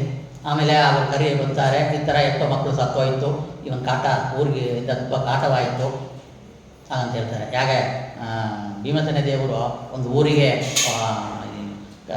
ಬಂದಿರುವ ಒಂದು ಆ ಹಸುರನ್ನ ಸಂಹಾರ ಮಾಡಿರೋ ಆ ರೀತಿಯಲ್ಲಿ ರಾಯರ ಮೃತ್ತಿಕಾವೇ ಆ ಊರಿಗೆ ಕಾಟ ಕೊಡ್ತಾ ಇರುವ ಪಿಶಾಚಿಯ ಭೂತದಿಂದ ಹಸುರನಿಂದ ಮೃತ್ತಿಕ ಸಾಯಿಸಿತು. ಆ ಬಲ ಅಲ್ಲಿ ಇತ್ತು ಆ ಮೃತ್ತಿಕ ನಂಬಿಕೆಗೆ ತಗೊಂಡ್ಬಂದ. ಆಮೇಲೆ ನಮ್ಮ ಮಗಳು ಕನ್ಯೆ ಇದ್ದಾಲಪ್ಪ ಒಬ್ಬಳು, ನಮ್ಮ ಸಂತೋಷ ಹುಡುಗಿ, ಅವಳನ್ನ ಕೊಡ್ತೀವಿ, ಮದುವೆ ಮಾಡ್ತೀವಿ ಅಂತೇಳಿ ಅವನಿಗೆ ಕಾಣಿಕೆ ಎಲ್ಲ ಕೊಟ್ಟು ಚೆನ್ನಾಗಿ ಮದುವೆ ಮಾಡಿರು. ಇಬ್ಬರು ರಾಯರಿಗೆ ಹೋಗಿ ನಮಸ್ಕಾರ ಮಾಡಿಕೊಂಡ್ರು. ಈ ಕಥೆಯನ್ನು ಹೇಳಿದರು. ಅಪ್ರೋಕ್ಷ ತಿರುಗಿ ಕ್ಷಮೆವೇಕ್ಷ ಭಾವ. ಆ ಅಪ್ರೋಕ್ಷ ಜ್ಞಾನ ಇರೋದ್ರಿಂದವೇ ಅವರಿಗೆಲ್ಲ ಘಟನೆ ಗೊತ್ತಾಯಿತು. ಅದಕ್ಕೆ ಮೃತ್ತಿಗೆ ಅವ್ರು ಕೇಳಿದ ತಕ್ಷಣ ಕೊಟ್ಟರು, ಆ ಭಕ್ತಿಗೆ ಮೆಚ್ಚಿ ಕೊಟ್ಟರು. ಆ ರೀತಿಯಲ್ಲಿ ನಾವು ಕೂಡ ಮೃತ್ತಿಕಾ ಬೃಂದಾವನದಲ್ಲಿ ನಾವು ಒಳಗಡೆ ಹೋಗುವಾಗಲೇ ಅವತ್ತು ಮೃತ್ತಿಕಾಯಾಗ ಆ ಭೂತಗಳಿಗೆ ಕಾಟ ಕೊಟ್ಟಿದ್ದೋ ನಾವು ಕೂಡ ಮೃತ್ತಿಕಾ ಬೃಂದಾವನ ಯಾಕೆ ರೀತಿ ದರ್ಶನ ಮಾಡಿಕೊಳ್ಬೇಕು ಅಂತಂದರೆ ನಮಗೂ ನೋಡಿರಿ ಪಿಶಾಚಿ ಇದೆ, ಕಾಮದ ಪಿಶಾಚಿ ಆಗುತ್ತೆ. ಯೌವನದಲ್ಲಿ ಬೆಳೀತಾ ಬೆಳೀತಾ ಬೆಳೀತಾ ಧನ ಪಿಶಾಚಿ ಆಗ್ತೀವಿ. ಎಷ್ಟು ಒಂದೊಂದು ಸಾಲು ಪಾಪ 60 ವರ್ಷ ರಿಟೈರ್ಮೆಂಟು ಸಮಯ, ಏನು ಮಾಡೋಕ್ಕಾಗೋದಿಲ್ಲ, ಜೀವನ ಮಾಡಬೇಕಂದ್ರೆ ಕೆಲಸಕ್ಕೆ ಹೋಗಬೇಕು. ಎಷ್ಟೋ ಮುದುಕರುಗಳು ಭಾರ ಹೊರಿಯೋ ಕೆಲಸ ಮಾಡ್ತಾರೆ ನೋಡಿದೆ. ಎಷ್ಟೋ ಕಷ್ಟ ಬೀಳ್ತಾರೆ, 60 ವರ್ಷ 80 ವರ್ಷ ಆಯ್ತು ಕೆಲಸಕ್ಕೆ ಹೋಗೋರನ್ನ ನೋಡ್ತಾ ಇದ್ದೀವಿ. ಧನ ಪಿಶಾಚಿಯೋ ಇಲ್ವೋ ಅವ್ರ ಜೀವನವೇ ಕಷ್ಟ. ಇಲ್ಲ ಧನ ಪಿಶಾಚಿಯಾಗಿರ್ತಾರೆ. ಮನೇಲಿ ಕೂತ್ಕೊಂಡು ಎಂಟ್ರಿ ಮಾಡೋದು ಇದೆ. ನನ್ನ ಬ್ಯಾಂಕಲ್ಲಿ ಒಂದು 10 ಲಕ್ಷ ಇದೆ, ಬೆಂಗಳೂರಿನಲ್ಲಿ 30-40 ಸೈಟೇ ಒಂದು 4 ಇದೆ, 3-5 ಮನೆ ಬಾಡಿಗೆ ಬರುತ್ತೆ, ನನಗೆ ಸುಮ್ಮನೆ ಕೊಡೋಕ್ಕಾಗೋದಿಲ್ಲ. ಅಲ್ಲಿ ಏನೋ ಒಂದು ರೊಟೇಷನ್ ಆಗ್ತಾ ಇರಬೇಕು ವ್ಯಾಪಾರ. ಧನ ಪಿಶಾಚಿ ಅದು. ಯಾರೋ ನಮಗೆ ಒಂದು ಸೈಟ್ ಕೊಡಿ, ಇನ್ನೊಬ್ರು ಯಾರನ್ನು ಕೊಟ್ಟರು ಕೂಡ ಚೆನ್ನಾಗಿತ್ತು ಅಂತ ಮನಸ್ಸಿಗೆ ಹೋಗೋದು. ಆ ರೀತಿಯಲ್ಲಿ ಮನಸ್ಸು ಕಾಮನ ಪಿಶಾಚಿ, ಧನ ಪಿಶಾಚಿ ಮತ್ತು ಊಟದ ಪಿಶಾಚಿ ಆಗಿರ್ತೀವಿ. ಈ ರೀತಿಯಲ್ಲಿ ಈ ರುಚಿ ಬೇಕು ಆ ರುಚಿ ಬೇಕು ಅಂತೇಳಿ ಎಲ್ಲ ಭೂತಗಳು ಏನು ನಮ್ಮ ಒಳಗಡೆ ಸೇರ್ಕೊಂಡಿದೆಯೋ ಆ ಪಿಶಾಚಿಗಳು ಓಡಬೇಕು. ಯಾಕೆ? ನಿಮ್ಮ ಮೃತ್ತಿಕಾ ಒಂದು ಸ್ಪರ್ಶದಿಂದ ಭೂತಗಳು ನಾಶವಾದ ರೀತಿಯಲ್ಲಿ ನಿಮ್ಮ ಒಂದು ಮೃತ್ತಿಕಾ ಬೃಂದಾವನ ಇರುವ ಸ್ಥಳದಲ್ಲಿ ನಾನು ಪ್ರವೇಶ ಆದ ಕೂಡಲೇ ಅಲ್ಲಿ ಮಾತ್ರವೇ ಇಲ್ಲ, ಮನೆಗೆ ಹೋದರೆ ಒಂದು ಭೂತ ಬಂದ್ಬಿಡುತ್ತೆ. ಮನೆಗೆ ಹೋದರೂ ಕೂಡ ನಿರಂತರವಾಗಿ ನನ್ನಿರುವ ಕಾಮದ ವಿಶಾಲು ಧನ ಪಿಶಾಚಿಗಳನ್ನು ಕೂಡ ರಾಯರೇ ನೀವು ನಾಶವನ್ನು ಮಾಡಬೇಕು ಹಾಗಂತ ಬೇಡ್ಕೊಳ್ತೀನಿ ಅಂತ ಇವತ್ತು ರಾಯರನ್ನು ನಾವು ಆ ಕಥಾ ಮುಖಾಂತರವಾಗಿ ನಾವು ಬೇಡಿಕೊಳ್ಳೋಣ. ಈ ರೀತಿಯಲ್ಲಿ ಅವರು ಪವಾಡ ಅನಂತವಾಗಿರೋದನ್ನು ನೀವು ಹೆಚ್ಚು ಪ್ರವಚನ ಕೇಳಿದ್ದೀರಿ. ಆದರೆ ಆ ಮಹಿಮೆಯನ್ನು ನಮ್ಮ ಲೈಫಿಗೆ ಅನುಸಂಧಾನ ಮಾಡಿಕೊಂಡು ಅವರಲ್ಲಿ ನಾವು ಕೇಳಬೇಕಾಗಿದೆ. ಅವರ ಹೆಸರು ರಾಘವೇಂದ್ರ ತೀರ್ಥರು ಅಂತ. ಆ ರಾಘವೇಂದ್ರ ತೀರ್ಥರು ನಾಮ ಯಾರು ಕೊಡ್ತಾರೆ? ಒಬ್ಬರು ಸುಧೀಂದ್ರ ತೀರ್ಥರು. ಸುಧೀಂದ್ರ ತೀರ್ಥರಿಗೆ ಇಂಥ ನಾಮವನ್ನೇ ಇಡು ಹಾಗಂತ ಹೇಳಿದ್ದು ಯಾರು? ಸಾಕ್ಷಾತ್ ರಾಮದೇವರು. ರಾಘವೇಂದ್ರ ಬೀದರಿ ಹೇಳ್ತಾರೆ, ಈ ನಮ್ಮ ಒಂದು ಕುಟುಂಬಕ್ಕೆ ಒಂದು ಮಗು ಹುಟ್ಟಿರೆ ಹಲವಾರು ರೀತಿಯಲ್ಲಿ ಹಲವಾರಿಗೆ ಫೋನ್ ಮಾಡಿ ಒಂದು ಹೆಸರು ಆಯ್ಕೆ ಮಾಡಿಕೊಳ್ಳಿ. ಫೇಸ್ಬುಕ್ ನೋಡ್ರೆ ಮಗು ಹುಟ್ಟಿದೆ, ರಾ ಎಂಬಾಕ್ಸಲ್ಲಿ ನನಗೆ ಒಂದು ಹೆಸರು ಹೇಳಿ, ಹಾ ಎಂಬಾಕ್ಸಲ್ಲಿ ಒಂದು ಹೆಸರು ಹೇಳಿ ಕಳಿಸ್ತಾರೆ. ಆಚಾರ್ಯ ಒಂದು ಆ ಹೆಸರು ಬರಬೇಕು, ಠಾ ಇಂದ ಬರಬೇಕಂತೆ, ಠಾ ಅಂತ ಏನು ಪ್ರಾರಂಭವಾಗತ್ತೆ ಅಂತ ಅಂತಾರೆ ಒಬ್ಬರು ಕೊಡಲಿ ನೋಡಿರಿ. ಆದರೆ ಹೆಸರು ಇಡೋದು ಎಷ್ಟು ಕಷ್ಟ ನೋಡಿರಿ. ಏನೋ ಹೆಸರು ಭಗವಂತನ 5 ಹೆಸರೇ ಇರೋದಿಲ್ಲ. ಈ ಕಲಿಯುಗದಲ್ಲಿ ಇನ್ನು ಈ ಹೆಸರೆಲ್ಲ ಹೊರಟೋಗುತ್ತೆ ಮುಂದುವರ ಕಾಲಕ್ಕೆ. ಆದರೆ ಸುಧೀಂದ್ರ ತೀರ್ಥರಿಗೆ ರಾಘವೇಂದ್ರ ತೀರ್ಥರು ಎಂಬ ನಾಮವನ್ನು ತಮ್ಮ ಶಿಷ್ಯನಿಗೆ ಇಡಬೇಕು ಅಂತ ಅಪ್ಪಣೆ ಕೊಟ್ಟಿದ್ದು, ಕನಸಲ್ಲಿ ಬಂದು ಹೇಳಿದ್ದು ಸಾಕ್ಷಾತ್ ರಾಮದೇವರು. ಭಗವಂತನೇ ತಮ್ಮ ಪುತ್ರನಾದಂಥ ವೆಂಕಟನಾಥನಿಗೆ, ಆ ಪ್ರಹ್ಲಾದ ರಾಜರಿಗೆ, ವ್ಯಾಸರಾಜರ ಸೇವೆ ಮಾಡಿದವರಿಗೆ ವೆಂಕಟನಾಥನಿಗೆ ಏನು ಹೆಸರು ನಿರ್ಣಯ ಮಾಡಿದ್ದಾರೆ ಅಂದರೆ ರಾಘವೇಂದ್ರ ತೀರ್ಥರು ಅಂತ. ಇಂಥ ಒಂದು ಮಹಿಮೆ ಅವ್ರ ನಾಮದಲ್ಲಿ ಇದೆ. ಅವರು ಅವರಿಗೆ ಕೊಟ್ಟು ಪಟ್ಟಾಭಿಷೇಕ ಮಾಡಿ, ಕನಕಾಭಿಷೇಕ ಮಾಡಿ, ಪ್ರಣವ ಮಂತ್ರ ಒಂದು ಉಪದೇಶ ಮಾಡಿ, ಈ ಮಧ್ವ ಸಾಮ್ರಾಜ್ಯ ಮಧ್ವಾಚಾರ್ಯ ಪರಂಪರೆಯಲ್ಲಿ ಒಂದು ಶಿಷ್ಯರಾಗಿ ಬರುವ ಕಾಲಕ್ಕೆ ಅವರಿಗೆ ಶ್ರೀ ರಾಘವೇಂದ್ರ ತೀರ್ಥರು ಒಂದು ಕಿವಿಯಲ್ಲಿ ಹೇಳಿ ಅವರು ಆಶೀರ್ವಾದ ಮಾಡ್ತಾ ಇದ್ದಾರೆ ಸುಧೀಂದ್ರ ತೀರ್ಥರು. ಮತ್ತು ಹೇಳ್ತಾ ಇದ್ದಾರೆ, ಶ್ರೀ ಸುರೇಂದ್ರ ವದಯಂ ಇವ ತಪಸ್ಯಯ, ಶ್ರೀ ಜಯೇಂದ್ರ ತೀರ್ಥ ಇವ ಕೀರ್ತಿ ಸಂಪದ ವಿಸ್ತೃತೋಕ ವಿವಿ ವಾದ ಸಂಗ್ರಹೇ ರಾಘವೇಂದ್ರ ಯತಿರ ಸಮೇಧತ ಅಂತ ಹೇಳಿ ಹೇಳ್ತಾ ಇದ್ದಾರೆ. ಈ ನಮ್ಮ ಗುರುಳಾಂತ ಸುರೇಂದ್ರ ತೀರ್ಥರ ಅಂತೆ ನೀನು ತಪಸ್ಸಲ್ಲಿ ಕೀರ್ತಿಯನ್ನು ಪಡಿ, ತಪಸ್ಸನ್ನು ಅವರ ರೀತಿಯಲ್ಲಿ ಮಾಡು. ಜಯೇಂದ್ರ ಇವ ಕೀರ್ತಿ ಸಂಪದ ಅಂದರೆ ರಾಯರಿ ಪರಮ ಗುರುಗಳಾದಂಥ ಸುಧೀಂದ್ರಿಯ ಗುರುಗಳಾದಂಥ ಶ್ರೀ ವಿಜೇಂದ್ರ ಕುಂಭಕೋಣದಲ್ಲಿ ಬೃಂದಾವನರಾಗಿದ್ದಾರೆ. ಅವರು ರೀತಿಯಲ್ಲಿ ನೀನು ಕೀರ್ತಿ ಸಂಪದ. ಯಾಕೆ ಕೀರ್ತಿ? 108 ಅಷ್ಟಾಧಿಕ ದಶಗ್ರಂಥ, 108 ಗ್ರಂಥಗಳು ಅಧಿಕವಾದ ಗ್ರಂಥ ಹೇಳೋಕ್ಕೆ ಸಾಧ್ಯ ಇಲ್ಲ ಅಂತ ಅಷ್ಟು ಗ್ರಂಥವನ್ನು ರಚನೆ ಮಾಡಿಕೊಟ್ಟವರು. ತಮ್ಮ 64 ಕಳೆಯನ್ನು ಭೂಲೋಕಕ್ಕೆ ಮತ್ತು ಜನರಿಗೆ ತಮ್ಮ ಶಿಷ್ಯರಲ್ಲಿ ತೋರಿಸಿಕೊಟ್ಟವರು. ಆ ತಪಸ್ಸಲ್ಲಿ 64 ಅನಿಮಾದಿ ಗರಿಮ ಅನಿಮ ಮಹಿಮ ಗರಿಮ ಅಂತೇಳಿ ಏನೇನು 8 ಇದೆಯೋ ಅಷ್ಟಲ್ಲಿ ಕೂಡ ಅವರು ಬಲ್ಲವರು. ಅಷ್ಟು ಬಲ್ಲವರಾದಂಥ ನಿಮಗೆ ಪರಮಗುರುಳಾಗಿರತಕ್ಕಂಥ ಆ ವಿಜೇಂದ್ರ ರೀತಿಯಲ್ಲಿ ನೀನು ಕೀರ್ತಿ ಸಂಪದ. ಯಾಕಂದರೆ ಆ ರೀತಿಯಲ್ಲಿ ಪವಾಡವನ್ನು ಇವರೇ ತೋರಿಸ್ಕೊಟ್ಟು ಇವತ್ತು ಕೀರ್ತಿಲ್ಲ ಇದ್ದಾರಿಲ್ಲ. ಅಂದರೆ ಸುಧೀಂದ್ರ ತೀರ್ಥರು ಹೇಳಿದ್ದು ನಿಜವೇ ಆಗಿತ್ತು. ಸುರೇಂದ್ರ ತೀರ್ಥರಂತೆ ತಪಸ್ಸನ್ನು ನಾನು ನೋಡಿದ್ದೆ. ಅವ ತಪಸ್ಸಿನ ಫಲವೇ 300 ವರ್ಷ ನಾನು ಯಾರನ್ನ ಕರೆಯೋದಿಲ್ಲ, ನನ್ನ ಮಹಿಮೆಯನ್ನು ತೋರಿಸ್ಕೊಳ್ಳೋದಿಲ್ಲ. ಅದನ್ನು ಆ 300 ವರ್ಷ ನಿರಂತರ ತಪಸ್ಸು ಮಾಡಿ ಆ ತಪಸ್ಸಿನ ಫಲವನ್ನು ಕೊಡೋಕ್ಕೆ ಜನರು ನಮ್ಮ ಶ್ರೀನ ಕರೆದುಕೊಂಡು ಆ ನನ್ನ ಪುಣ್ಯವನ್ನು ನಿರಂತರವಾದ ಪುಣ್ಯವನ್ನು ನಾನು ನಿರಂತರವಾಗಿ ಹಂಚ್ಬಿಡ್ತೀನಿ ಅಂತ ಹೇಳಿ ಅದು ಮಾತು ನಿಜವಾಯಿತು. ವಿಸ್ತೃತೋಕಮಿವ ವಾದ ಸಂಗ್ರಹೇ, ವಾದ ಸಂಗ್ರಹದಲ್ಲಿಯೂ ನೀನು ಯತಿರಾಟ್ ಸಮೇತದ ರಾಘವೇಂದ್ರ ನಾಮ ನಿಮಗೆ ಶಾಶ್ವತ ಇರಲಿ. ಇಂಥ ಒಂದು ಮಹಿಮೆಯ ಪವಾಡವನ್ನು ತೋರಿಸ್ಕೊಂಡು ರಾಯರು ಇರೋದ್ರಿಂದ ಅವರು ಗುರುಗಳು ಮಾಡಿದ ಆಶೀರ್ವಾದ ಆ ನಾಮವೂ ಹಾಗೆ ಹೇಳ್ತಾ ಇದೆ. ಸುರೇಂದ್ರರು 3 ಬಾರಿ ಭೂಪ್ರದರ್ಶನ ಮಾಡಿದ್ದಾರಂತೆ. 64 ಕಳೆ ಬಲ್ಲವರಾಗಿದ್ದಾರೆ ವಿಜೇಂದ್ರರು. ಅವರು ಹೇಳ್ತಾ ಇದ್ದಾರೆ, ನನ್ನ ವಾದದಲ್ಲಿ ಜಯಶೀಲನಾಗಿದ್ದೀನಿ, ನೀನು ಕೂಡ ಜಯಶೀಲನಾಗು ಅಂದರೆ ಅವರಷ್ಟೇ ಇರೋ ಅಂದರೆ ಅವರು ಕೂಡ ಭೂಮಂಡಲ ಮಂಡಲವನ್ನು 3 ಬಾರಿ ಪ್ರದರ್ಶನ ಮಾಡಿದ್ದಾರೆ ಅವ್ರ ಗುರುಗಳು. ಇವರು ನೋಡಿ ಭಾರತ ಭೂಮಿಯಲ್ಲಿ ಇಂಥ ಸ್ಥಳಕ್ಕೆ ಹೋಗಿಲ್ಲ ಅಂತಿಲ್ಲ, ಎಲ್ಲ ಸ್ಥಳಕ್ಕೂ ಹೋಗಿ ತಮ್ಮ ಶಿಷ್ಯೆಲ್ಲ ಕರೆದುಕೊಂಡು ಹೋಗಿ ಅಲ್ಲಿ ಸ್ನಾನ ಮಾಡಿಸಿಕ್ಕಿ ದಂಡೋದಕ್ಕೆಲ್ಲ ಕೊಟ್ಟು ಅವರು ಬಂದು ಆಶೀರ್ವಾದ ಮಾಡಿದ್ದಾರೆ. ಆ ರೀತಿಯಲ್ಲಿ ಇವರು ಕೂಡ ಪ್ರದರ್ಶನ ಮಾಡಿ ಎಲ್ಲ ಕಾಲದಲ್ಲಿ ಕೂಡ ತಮ್ಮ ಪಾಠ ಪ್ರದರ್ಶನ ಮಾಡಿಕೊಂಡಿದ್ದಾರೆ. ಮತ್ತು ಅದರಲ್ಲಿ ಹೇಳ್ತಾ ಇದ್ದಾರೆ, ದೇವಾನಾಮಿವ ದೇವೇಂದ್ರ ಯೋ ದತ್ತ ಇವ ಯೋಗಿನ ದೇವಲೋಕ. ಏನರ್ಥ? ದೇವಾನಾಮಿವ ದೇವೇಂದ್ರ, ದೇವತೆಗಳಲ್ಲಿ ಶ್ರೇಷ್ಠವಾದಂಥ ದೇವೇಂದ್ರ, ಯೋಗಿಗಳಲ್ಲಿ ಶ್ರೇಷ್ಠವಾದಂಥ ಪರಮಾತ್ಮನ ರೂಪವೇ ದತ್ತಾತ್ರೇಯ. ಯೋ ದತ್ತ ಇವ ಯೋಗಿನ ಗಾಂಭೀರ್ಯ ಇವ ದುಃಖಾಪ್ತಿವ ಸಿಂಧೂನ ಗುರುಣಾವಿವ ಪೂರ್ಣದೀಹಿ. ನೀನು ದೇವರುಗಳಲ್ಲಿ ದೇವೇಂದ್ರ ಶ್ರೇಷ್ಠ, ಆ ರೀತಿಯಲ್ಲಿ ಇರು.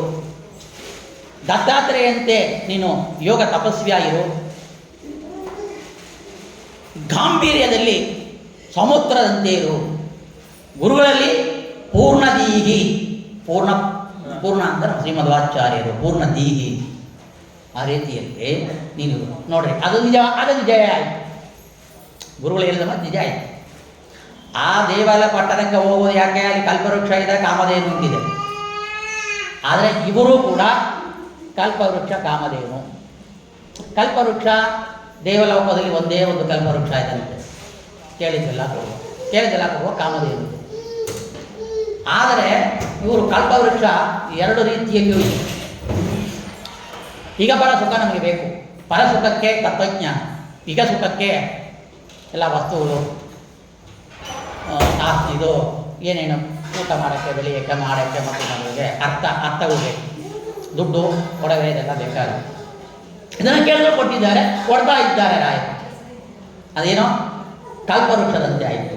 ಎರಡನೇ ಕಲ್ಪವೃಕ್ಷ ಏನೋ ಅವ್ರ ಗ್ರಂಥಗಳು, 48 ಗ್ರಂಥಗಳ ಅರಿವಾದ ಗ್ರಂಥಗಳು ನಮ್ಮ ಮತ್ತು ಸಿದ್ಧಾಂತವನ್ನು ನಿರ್ಮಾಣ ಮಾಡ್ತಾರೆ. ಯಥಾರ್ಥ ಜ್ಞಾನವನ್ನು, ಪರಲೋಕಕ್ಕೆ ಹೋಗುವ ಜ್ಞಾನವನ್ನು ಕೊಡುವ ಕಲ್ಪವೃಕ್ಷ ಇದೆ. ಮೂರನೇ ಕಲ್ಪವೃಕ್ಷ ಕೊಡಬಹುದು ಮೃತ್ತಿಕಾ ಬೃಂದಾವನ, ಮತ್ತು ಅವರ ರೂಪಗಳೇ ಒಂದು ಕಲ್ಪವೃಕ್ಷ, ಅವರ ಪವಾಡಗಳು ಕಲ್ಪವೃಕ್ಷ. ಅವರು ನಿನ್ನ ಅಂಗಳದಲ್ಲಿ ಇಡಿಯನ್ನು ಹಾಕೋ ಗಣ್ಯಮಹಿಮ ಶ್ರೀ ರಾಘವೇಂದ್ರ ಅಂತ ಹೇಳಿದ್ದಾರೆ. ಆ ರೀತಿಯಲ್ಲಿ ಅವರು ಅನ್ನಪ್ರಸಾದ ಕೊಡ್ತಾ ಇದ್ದಾರೆ, ಹೊಟ್ಟೆ ತುಂಬ್ತಾ ಇದೆ, ಅಂತಃಕರಣ ಶುದ್ಧಿ ಆಗ್ತಾ ಇದೆ. ಆ ಅನ್ನದ ಕೊಡುವ ಕಲ್ಪವೃಕ್ಷವಾಗಿ ಕೆಲಸ ಇಲ್ಲ, ಒಂದಿಲ್ಲ, ಏನಿಲ್ಲ, ಅವರಿಗೆ ಕೇಳಿದ ವರವನ್ನು ಕೊಟ್ಟು ಕೆಲಸವನ್ನು ಕೊಟ್ಟು ಕೊಡುವ ಕಲ್ಪವೃಕ್ಷವಾಗಿದ್ದಾರೆ. ಸುಧಾಮಂಗಲ ಮಾಡಿಕೊಳ್ತಾರೆ.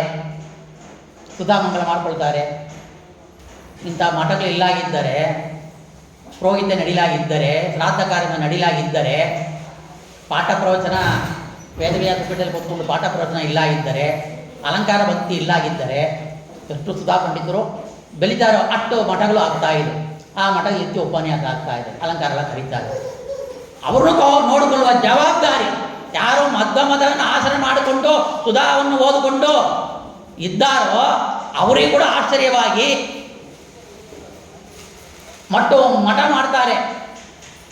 ಡೈರೆಕ್ಟ್ ಇಂಡೈರೆಕ್ಟ್ ಆಗಿಯೂ ಅಲ್ಲಿ ಒಂದು 50 ಜನ ಕೆಲಸ ಮಾಡ್ತಾರೆ.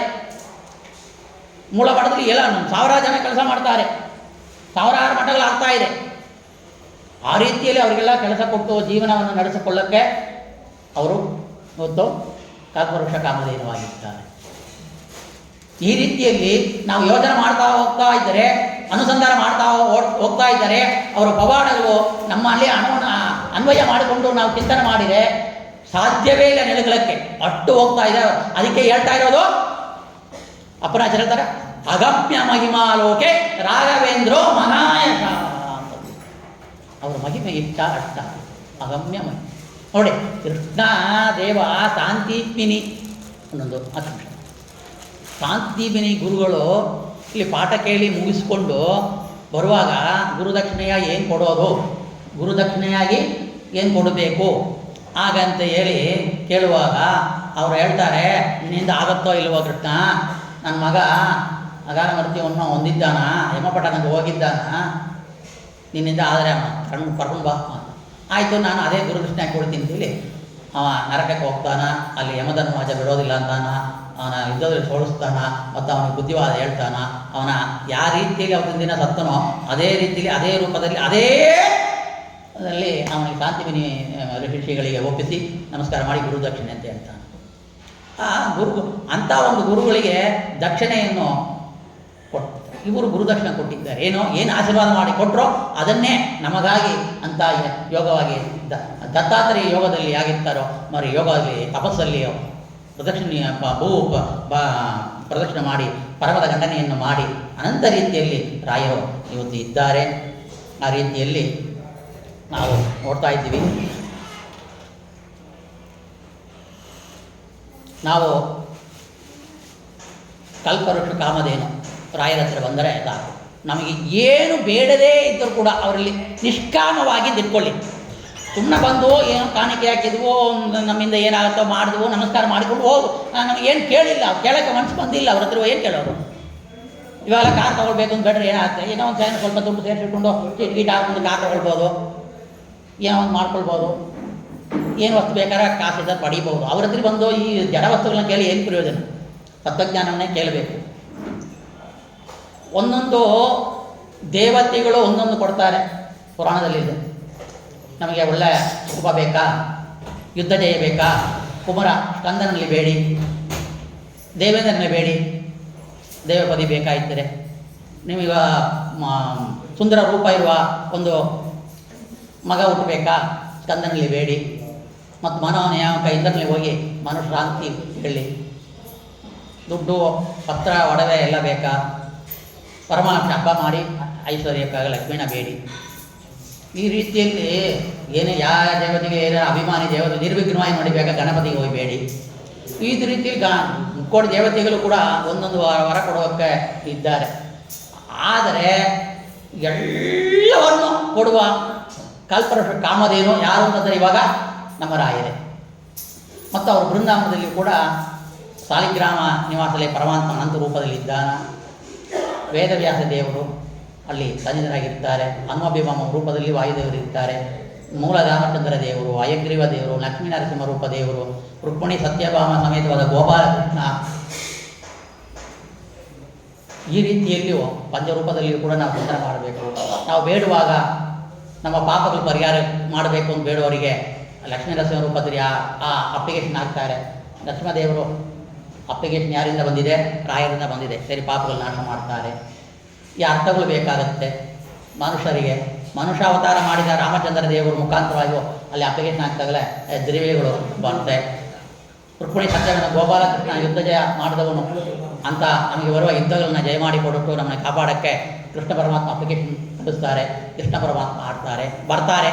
ಸ್ವಾಮಿ, ನಾನು ಏನು ಓದಿಲ್ಲ, ಯಾವ ವಿದ್ಯಾಪೀಠಕ್ಕೆ ಹೋಗಿಲ್ಲ, ನನ್ನನ್ನು ಉದ್ಧಾರ ಮಾಡಬೇಕು, ನಾನು ಸ್ವಲ್ಪ ಪಂಡಿತನಾಗಬೇಕು, ನಾನು ಸ್ವಲ್ಪ ಪ್ರವಚನ ಮಾಡಬೇಕು ಅಂತ ನಾನು ಬೇಡ್ಕೊಂಡೆ. ನನಗೆ ಸಂಧ್ಯಾವಂದನೂ 38 ವರ್ಷ ತನಕ ಬಂದಿಲ್ಲ. ತಿಮ್ಮಣ್ಣನ ಯಾಗ ಅನುಗ್ರಹ ಮಾಡಿದವರು ಅದು ನಾನೇ ಒಂದು ಎಕ್ಸಾಂಪಲ್ ನನ್ನ ಮನೆಗೆ. ಆ ರೀತಿಯಲ್ಲಿ ನಾನು ಸುಧಾರಿ ಗ್ರಂಥಗಳಿಗೆ ಒಂದು ಅನುವಾದ ಮಾಡ್ತೀನಿ ಅಂದರೆ, ರಾಯರ ಮಗು ಹೇಳ್ತೀನಿ ಅಂದರೆ, ಭಾಗವತೆಲ್ಲ ಹೇಳಿದ್ದೀನಿ, ರಾಯ ಗ್ರಂಥವನ್ನು ಪ್ರವಚನ ಮಾಡಿದ್ದೀನಿ. ಇದು ನಾನು ಮಾಡಿದೆ ಅಂತಿಲ್ಲ. ತಿಮ್ಮಣ್ಣ ಓದೇ ಇಲ್ಲ. ನಮ್ಮ ಚಿಕ್ಕಮ್ಮ ನನ್ನ ಬಡದು ನನ್ನ ಕುರಿಮರಿಗಳು ಹಸುಗಳು ಮೇರ್ಸೋಕ್ಕೆ ಕಳಿಸ್ತಾ ಇದ್ದಾರೆ. ನಾನು ದಟ್ಟನಾಗಿದ್ದೀನಿ, ಬ್ರಾಹ್ಮಣಾಗಿ ಹುಟ್ಟಿ ಸಂಧ್ಯಾವನ್ನು ಮಾಡೋದೆಲ್ಲ ಗೊತ್ತಿಲ್ಲ, ಅನುಗ್ರಹ ಮಾಡಬೇಕು ಗುರುವರ್ಯ ಹಾಗಂತೇಳಿ ತಿಮ್ಮಣ್ಣ ಬೇಡ್ಕೊಂಡ. ಅವರು ನಿನಗೆ ಆಪತ್ಕಾಲದಿಂದ ಬೇಡ್ಕೊ ಅಂತ ಹೇಳಿದರು. ಆಪತ್ಕಾಲ ಬಂತು. ಒಂದು ಬರ್ತಾ ಇದೆ, ಒಂದು ತಾಳಪತ್ರ. ಅದನ್ನು ಈ ತಿಮ್ಮಣ್ಣ ಕುರಿಮರಿಗಳು ಹಸುಗಳು ಮೇರ್ತಾ ಇರುವಾಗ ಅವನ ಕರೆದ ಓದು ಅಂತಾರೆ ನವಾಬು. ಅವಾಗ ನಾನು ಓದಿಲ್ಲ, ಬರ ಇಲ್ಲ, ಜಾಟ ತಗೊಂಡು ಹೊಡಿತಾರೆ. ಅವನಿಗೆ ಮೈ ಎಲ್ಲ ನೋವಾಗುತ್ತೆ, 4 ಏಟು ಬಿದ್ದಿದೆ. ಕೂಡಲೇ ರಾಯರೇ ರಾಘವೇಂದ್ರ ಅಂತ ಕರೀತಾನ. ನೋಡ್ತಾನ 2 ಶುಭ ಸುದ್ದಿ ಬಂದಿದೆ. ಒಂದು, ಯುದ್ಧಕ್ಕೆ ಹೋಗಿರುವ ನಿಮ್ಮ ಶಿಷ್ಯ ಪರಿವಾರ, ವೀರಪರ ಪರಿವಾರಗಳು ಯುದ್ಧ ಜಯವನ್ನು ಪಡೆದಿದ್ದಾರೆ, ನಿಮಗೆ ಒಂದು ಗೆಂಡು ಕೂಸು ಹುಟ್ಟಿದೆ ಹಾಗಂತೇಳಿ ಓದ್ತಾನ. ಆ ರೀತಿಯಲ್ಲಿ ಅವನಿಗೆ ನವಾಪಾದ ಅದೋನಿ ನವಾಬ್, ರಾಯಚೂರು ಆದವನಿಗೆ ನವಾಪಾಗಿ ಅವನಿಗೆ ಪ್ರಿಯವಾದ ಅವನ ಮುಖಾಂತರವಾಗಿ ರಾಯರ ದರ್ಶನ ಅವನಿಗೆ ಆಯಿತು. ಆ ಮಾಂಸವನ್ನು ಇಡ್ತಾನ. ಆ ಮಾಂಸ ಗೊತ್ತಿರೋ ರಾಯರು ಪ್ರೋಕ್ಷಣೆ ಮಾಡ್ತಾರೆ. ಮಾಂಸ ಎಲ್ಲ ಅನ್ನಕಾಯಿ ಆಗುತ್ತೆ. ಆ ರೀತಿಯಲ್ಲಿಯೂ ನಮ್ಮನ್ನು ನಾನು ಕೂಡ ಹಾಗೆ ಬೇಡಿದ್ದೀನಿ. ಮಂತ್ರಾಲಯಕ್ಕೆ ಏನೋ ಬೇಡಕ್ಕೆ ಹೋಗಿದ್ದೆ, ಲೌಕಿಕ ವಿಷಯ ಪದಾರ್ಥಗಳನ್ನೆಲ್ಲ ಬೇಡ್ತಾ ಹೋಯಿತು. ಅವ್ರು ನೋಡಿ, ಅವರ ತೇಜಸ್ಸನ್ನು ಬೃಂದಾವನ್ನ ನೋಡಿ ನನಗೆ ಪಾಠ ಪ್ರವಚನ ಮಾಡುವ ಯೋಗ್ಯತೆಯನ್ನು ಕೊಡಿ ಹಿಂದೆ. ನಾವು ಓದಿದ್ದೆ 42 ವರ್ಷಕ್ಕೆ ಮೇಲೆ. ಕೊಡೋಕ್ಕಾಗತ್ತಾ, ಓದೋಕ್ಕಾಗತ್ತಾ? ಇಲ್ಲ, ನಿನ್ನ ಮಟ್ಟಿಗೆ ನೀನು ಪಾಠ ಪ್ರವಚನ ಮಾಡೋದು, ಜೀವನ ಮಾಡೋ ವೇದಿಕಿರು ಇರು ಅಂತೇಳಿ ನನಗೆ ಆಶೀರ್ವಾದ ಮಾಡಿ ಇಂಥ ವೇದವ್ಯಾಸ ಪೀಠವನ್ನು ಕೊಟ್ಟಿದ್ದಾರೆ. ಅಂದರೆ ಹೌದು, ರಾಯರ ಮಗನೇ ತಿಮ್ಮಣ್ಣ ಭಟ್ಟನಂತೆ ನನ್ನ ಭಟ್ಟನಾಗಿ ಮಾಡಿಸಿದ್ದಾರೆ. ಆ ಮಾಂಸವನ್ನು ನವಾಬ್ ಕೊಟ್ಟ, ಅವನು ಹೂಕಾಯ ಆಯಿತು. ನಾವು ಕೂಡ ಮಾಂಸವೇ. ಯಾಕಂದರೆ ತೊಕ್ಕು, ಚರ್ಮ, ಮಾಂಸ, ರಕ್ತ, ತಿರ, ಮಜ್ಜ, ಅಸ್ಥಿ, ಮಜ್ಜ ಇಷ್ಟು ಕೂಡ ನಮ್ಮ ದೇಹದಲ್ಲಿ 7 ಸಪ್ತ ಧಾತುಗಳಿದೆ. ಈ ಸಪ್ತ ಧಾತುಗಳಿಗೆ ಅಂತ ಹೇಳಿದಂತೆ ಭಗವಂತ ಅನಂತ ಮೂರ್ತಿಗಳಿದೆ. ಇದೆಲ್ಲ ಏನು ಆ ನವಾಬ್ ಮಾಂಸವನ್ನು ಕೊಟ್ಟ. ನಾವು ಇಂದ ನಮ್ಮ ಮಾಂಸ ಅಂತೇಳಿ ನಮಸ್ಕಾರ ಮಾಡೋದಿಲ್ಲ. ನಾವು ಮಾಂಸವಾಗಿ ನಮಸ್ಕಾರ ಮಾಡ್ತಾ ಇದ್ವಿ. ತತ್ವಜ್ಞಾನ ಏನಿಲ್ಲ, ಭಗವಂತ ರೂಪಗಳು ಗೊತ್ತಿಲ್ಲ, ಯಾಕೆ ಹುಟ್ಟಿದ್ದೀವಿ ಅಂತ ಗೊತ್ತಿಲ್ಲ, ನಮಗೆ ಪರಮಾತ್ಮನಿಗೆ ಏನೋ ಒಂದು ಬಂಧ ಇದೆ ಅಂತ ಗೊತ್ತಿಲ್ಲ, ಗುರುಗಳಂದ್ರೆ ಯಾರು ಗೊತ್ತಿಲ್ಲ. ನಾವು ಮಾಂಸಪಿಂಡವನ್ನು ಅವತ್ತು ನವಾಬ್ ಕೊಟ್ಟ. ಮುಸ್ಲಿಮಾನರ ಅಜ್ಞಾನ ಕೂಡಿಕೊಂಡು ನಾವು ನಮ್ಮ ಮಾಂಸವನ್ನು ಕೊಡ್ತೀವಿ. ಅವಾಗ ಏನಾಗತ್ತೆ? ಯತ್ಪಾದೋದಕ ಸಂಜಯ ಸುರನಿಧಿ ಮುಖ್ಯಾಪಹ ಸಾಧಿನಃ. ಅನುಸಂಧಾನ ಮಾಡ್ಕೊಳ್ಬೇಕು. ಈ ಮಾಂಸ ಪಿಂಡ ಮೇಲೆ ನಿಮ್ಮ ಪಾದೋದಕ ಬೀಳ್ತಾ ಇದೆ, ಪ್ರೋಕ್ಷಣ ಆಗ್ತಾ ಇದೆ. ಈ ಮಾಂಸ ಪಿಂಡಕ್ಕೂ ಕೂಡ ಅನ್ನುಕಾಯ ಆಗಬೇಕು. ಪರಮಾತ್ಮನ ಪ್ರೀತಿಕರವಾದ, ಪರಮಾತ್ಮ ಪ್ರೀತಿ ಇಲ್ಲದೇ ಇರುವ ವಸ್ತು ಆದರೂ ನಾನು ಪರಮಾತ್ಮ ಪ್ರೀತಿಕರವಾಗಿರುವ ಹಣ್ಣು ಹೂವಾಗಿ ಮಾರಿಸಿ, ಹಣ್ಣು ಕಾಯಾಗಿ ಮಾರಿಸಿ ನನಗೆ ನೈವೇದ್ಯ ಮಾಡಿದರೆ ರಾಮಚಂದ್ರ ದೇವರಿಗೆ ಅಂತ ಆ ಘಟನೆಯನ್ನು ನಮ್ಮ ಒಂದು ಅನುಸಂಧಾನ ಮಾಡಿಕೊಂಡು ಇವತ್ತು ರಾಯರಿಗೆ ಬೇಡಿಕೊಂಡ್ರೆ ರಾಯರು ನನ್ನನ್ನು ಉದ್ಧಾರ ಮಾಡಿದರು, ನಿಮ್ಮನ್ನು ಕೂಡ ಉದ್ಧಾರ ಮಾಡ್ತಾರೆ. ಇಲ್ಲಿ ಯಾವ ಸಂಶಯವೂ ಇಲ್ಲ. ಅಪರೋಕ್ಷಿತ ಕೃತಭೀಷಕ ಸಮವೇಕ್ಷದ ಭಾವಜಗ. ಅವರು ಅಪರೋಕ್ಷ ಜ್ಞಾನ ಹೇಗಿತ್ತು, ನಾನು ಬೃಂದಾವನ ಪ್ರವೇಶ ಆಗಬೇಕು, ನನಗೊಂದು ಬೃಂದಾವನ ಮಾಡಿ ಶಿಷ್ಯರು ಹೇಳ್ತಾರೆ. ಟಕ್ಕಂದ ಒಂದು ಕಲ್ಲಿದ್ದ ತಗೊಂಡು ಅವರಿಗೆ ಬೃಂದಾವನ ಮಾಡ್ತಾರೆ. ನಾನು ಹೇಳಿದೆ, ಯಾವ ಕಲ್ಲು ಅಂತ ಹೇಳಿದನ? ಹೇಳಿಲ್ಲ. ನೀವು ಮಾಡಿದ್ದೀರಿ. ಅಂದರೆ ಇದನ್ನು ಏನು ಮಾಡೋಣ? ನನಗೆ ಶಿಷ್ಯ ಬರ್ತಾರೆ, ಅವ್ರಿಗೆ ವಾದೀಂದ್ರ ತೀರ್ಥರು ಅಂತ ನಾಮಧೇಯ, ನನ್ನ ಪಕ್ಕದಲ್ಲಿ ಅವ್ರು ಇರಬೇಕು. ನನ್ನ ಮಂಗಳಾರತಿ ಆದರೆ ಆಮೇಲೆ ಅವ್ರಿಗೆ ಮಂಗಳಾರತಿ, ನನಗೆ ಹಸ್ತೋದಕಾದರೆ ಅವರಿಗೆ ಹಸ್ತೋದಕ ಹಾಕಬೇಕು, ಅವರಿಗೆ ಇರಲಿ ಪಕ್ಕದಲ್ಲಿ ಇಟ್ಕೊಂಡು. ಅಪರೋಕ್ಷ ಕೃತಶೇಷಕ ಅಂದರೆ ನಿಜ ಆಯಿತು. ಯಾಕೆ? ಯಾವಾಗ ನಾಳೆ ಏನು ನಡೀತೆ, ಇವಾಗ ಈ ಪ್ರೋಜನ ಮಾಡ್ತಾ ಹಿಂದೆ ಏನು ನಡೀತೆ ನನಗೇನು ಗೊತ್ತಾ? ಗೊತ್ತಿಲ್ಲ. ಮೊನ್ನೆ ಏನು ಡ್ರೆಸ್ ಹಾಕೊಂಡಿದ್ದೀನಿ ಅಂತ ಏನೋ ಕೇಳಿದ್ರೆ ಹೋಗ್ರಿ ಹೆಚ್ಚ ನೀವು ಅಂತಂದು ಹೊಟ್ಟೋಗ್ತಾರೆ, ಜ್ಞಾಪಕ ಇರೋದಿಲ್ಲ. ಆದರೆ ಇನ್ನೂ ಎಷ್ಟೋ ಜನ ಬರಬೇಕಾದ್ರೆ ಆಮೇಲೆ ವಾದೀಂದ್ರ ತೀರ್ಥರು ಬರಬೇಕು, ಅವರಿಗೆ ಬೃಂದಾವನ, ಅವ್ರ ನಾಮವನ್ನು ಇವರೇ ಇವಾಗಲೇ ಇಡ್ತಾರೆ. ಅಪರೋಕ್ಷ ಕೃತಶೇಷ ಸಮೇಶ ಭಾವ. ಮಣ್ಣು ಕೇಳಿದ ಅಪರೋಕ್ಷ ಸಮೇಶ ಭಾಷೆ ಇರೋದ್ರಿಂದ ಅವನಿಗೆ ಮದವಾಗಕ್ಕೆ ಹೋಗು ಆಶೀರ್ವಾದ ಮಾಡಿ ಕಳಿಸಿರು. ಆ ಬೃಂದಾವನ ಮಾತ್ರ ಇಲ್ಲ, ನನಗೆ ಮಾಡುವ ಬೃಂದಾವನ ಇಲ್ಲಿ ಇದೆ, ಅದನ್ನು ತಗೊಂಡು ಮಾಡಿ. ಯಾಕೆ ಬೃಂದಾವನ ಕಲ್ಲು ಅಂದರೆ ರಾಮದೇವರು ವಿಶ್ರಾಂತಿ ಮಾಡಿದ ಸ್ಥಳ, ಕೂತ್ಕೊಂಡಿರೋ ಸ್ಥಳ ಅಂತಾರೆ. ಅದಕ್ಕೆ ಅಪರೋಕ್ಷ ಕೃತಶೇಷಕ ಸಮೀಪೇಕ್ಷ ಭಾವಜಲ.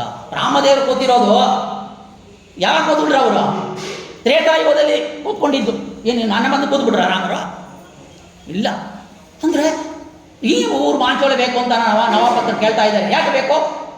ನನಗೆ ಈ ಸ್ಥಳ ಬೇಕು. ಯಾಕೆ? ಇಲ್ಲಿಗೆ ಬೆಳೆಸೇ ಇಲ್ಲ, ಬರಡು ಭೂಮಿ.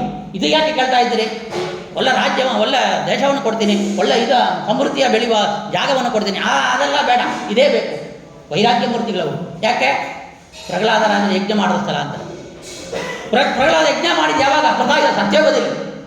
ಸತ್ಯಯುಗದಲ್ಲಿ, ತ್ರೇತಾಯುಗದಲ್ಲಿ, ದ್ವಾಪರಾಯುಗದಲ್ಲಿ ನಡೆದ ಘಟನೆಗಳು, ಆ ಸ್ಥಳಗಳೆಲ್ಲ ಅವರು ಹೇಳ್ತಾರೆ. ಅಂದರೆ ಅದಕ್ಕೆ ಹೇಳೋದು ಅಪ್ಪನಾಚಾರ್ಯರು ಅಪರೋಕ್ಷದ ಕೃತಶೇಷಕ ಸಮವೇಕ್ಷದ ಭಾವಜಲ. ಪ್ರತಿಯೊಂದು ಅಗಮ್ಯ ಮನ್ಯಾಲೋಕೆ ನಿರೂಪಣೆ ಮಾಡ್ಬೋದು. ಅಪರೋಕ್ಷದ ಸಮವೇಕ್ಷದ ಅದನ್ನು ನಿರೂಪಣೆ ಮಾಡ್ತಾ ಹೋಗ್ಬೋದು. ಅವ್ರ ಪವಾಡದಿಂದವೇ, ಅವರು ಏನು ಜೀವನ ಚರಿತ್ರೆಯಿಂದವೇ. ಯತ್ಪಾದೋದಕ ಸಂಜಯ ಸುರನಿಧಿ ಮುಖ್ಯಾಭಾಸಕ ಅದನ್ನೂ ನಿರೂಪಣೆ ಮಾಡ್ಬೋದು. ಪ್ರತಿಯೊಂದು ಶ್ಲೋಕ ಮಂಗಳಾರ್ಥಕ.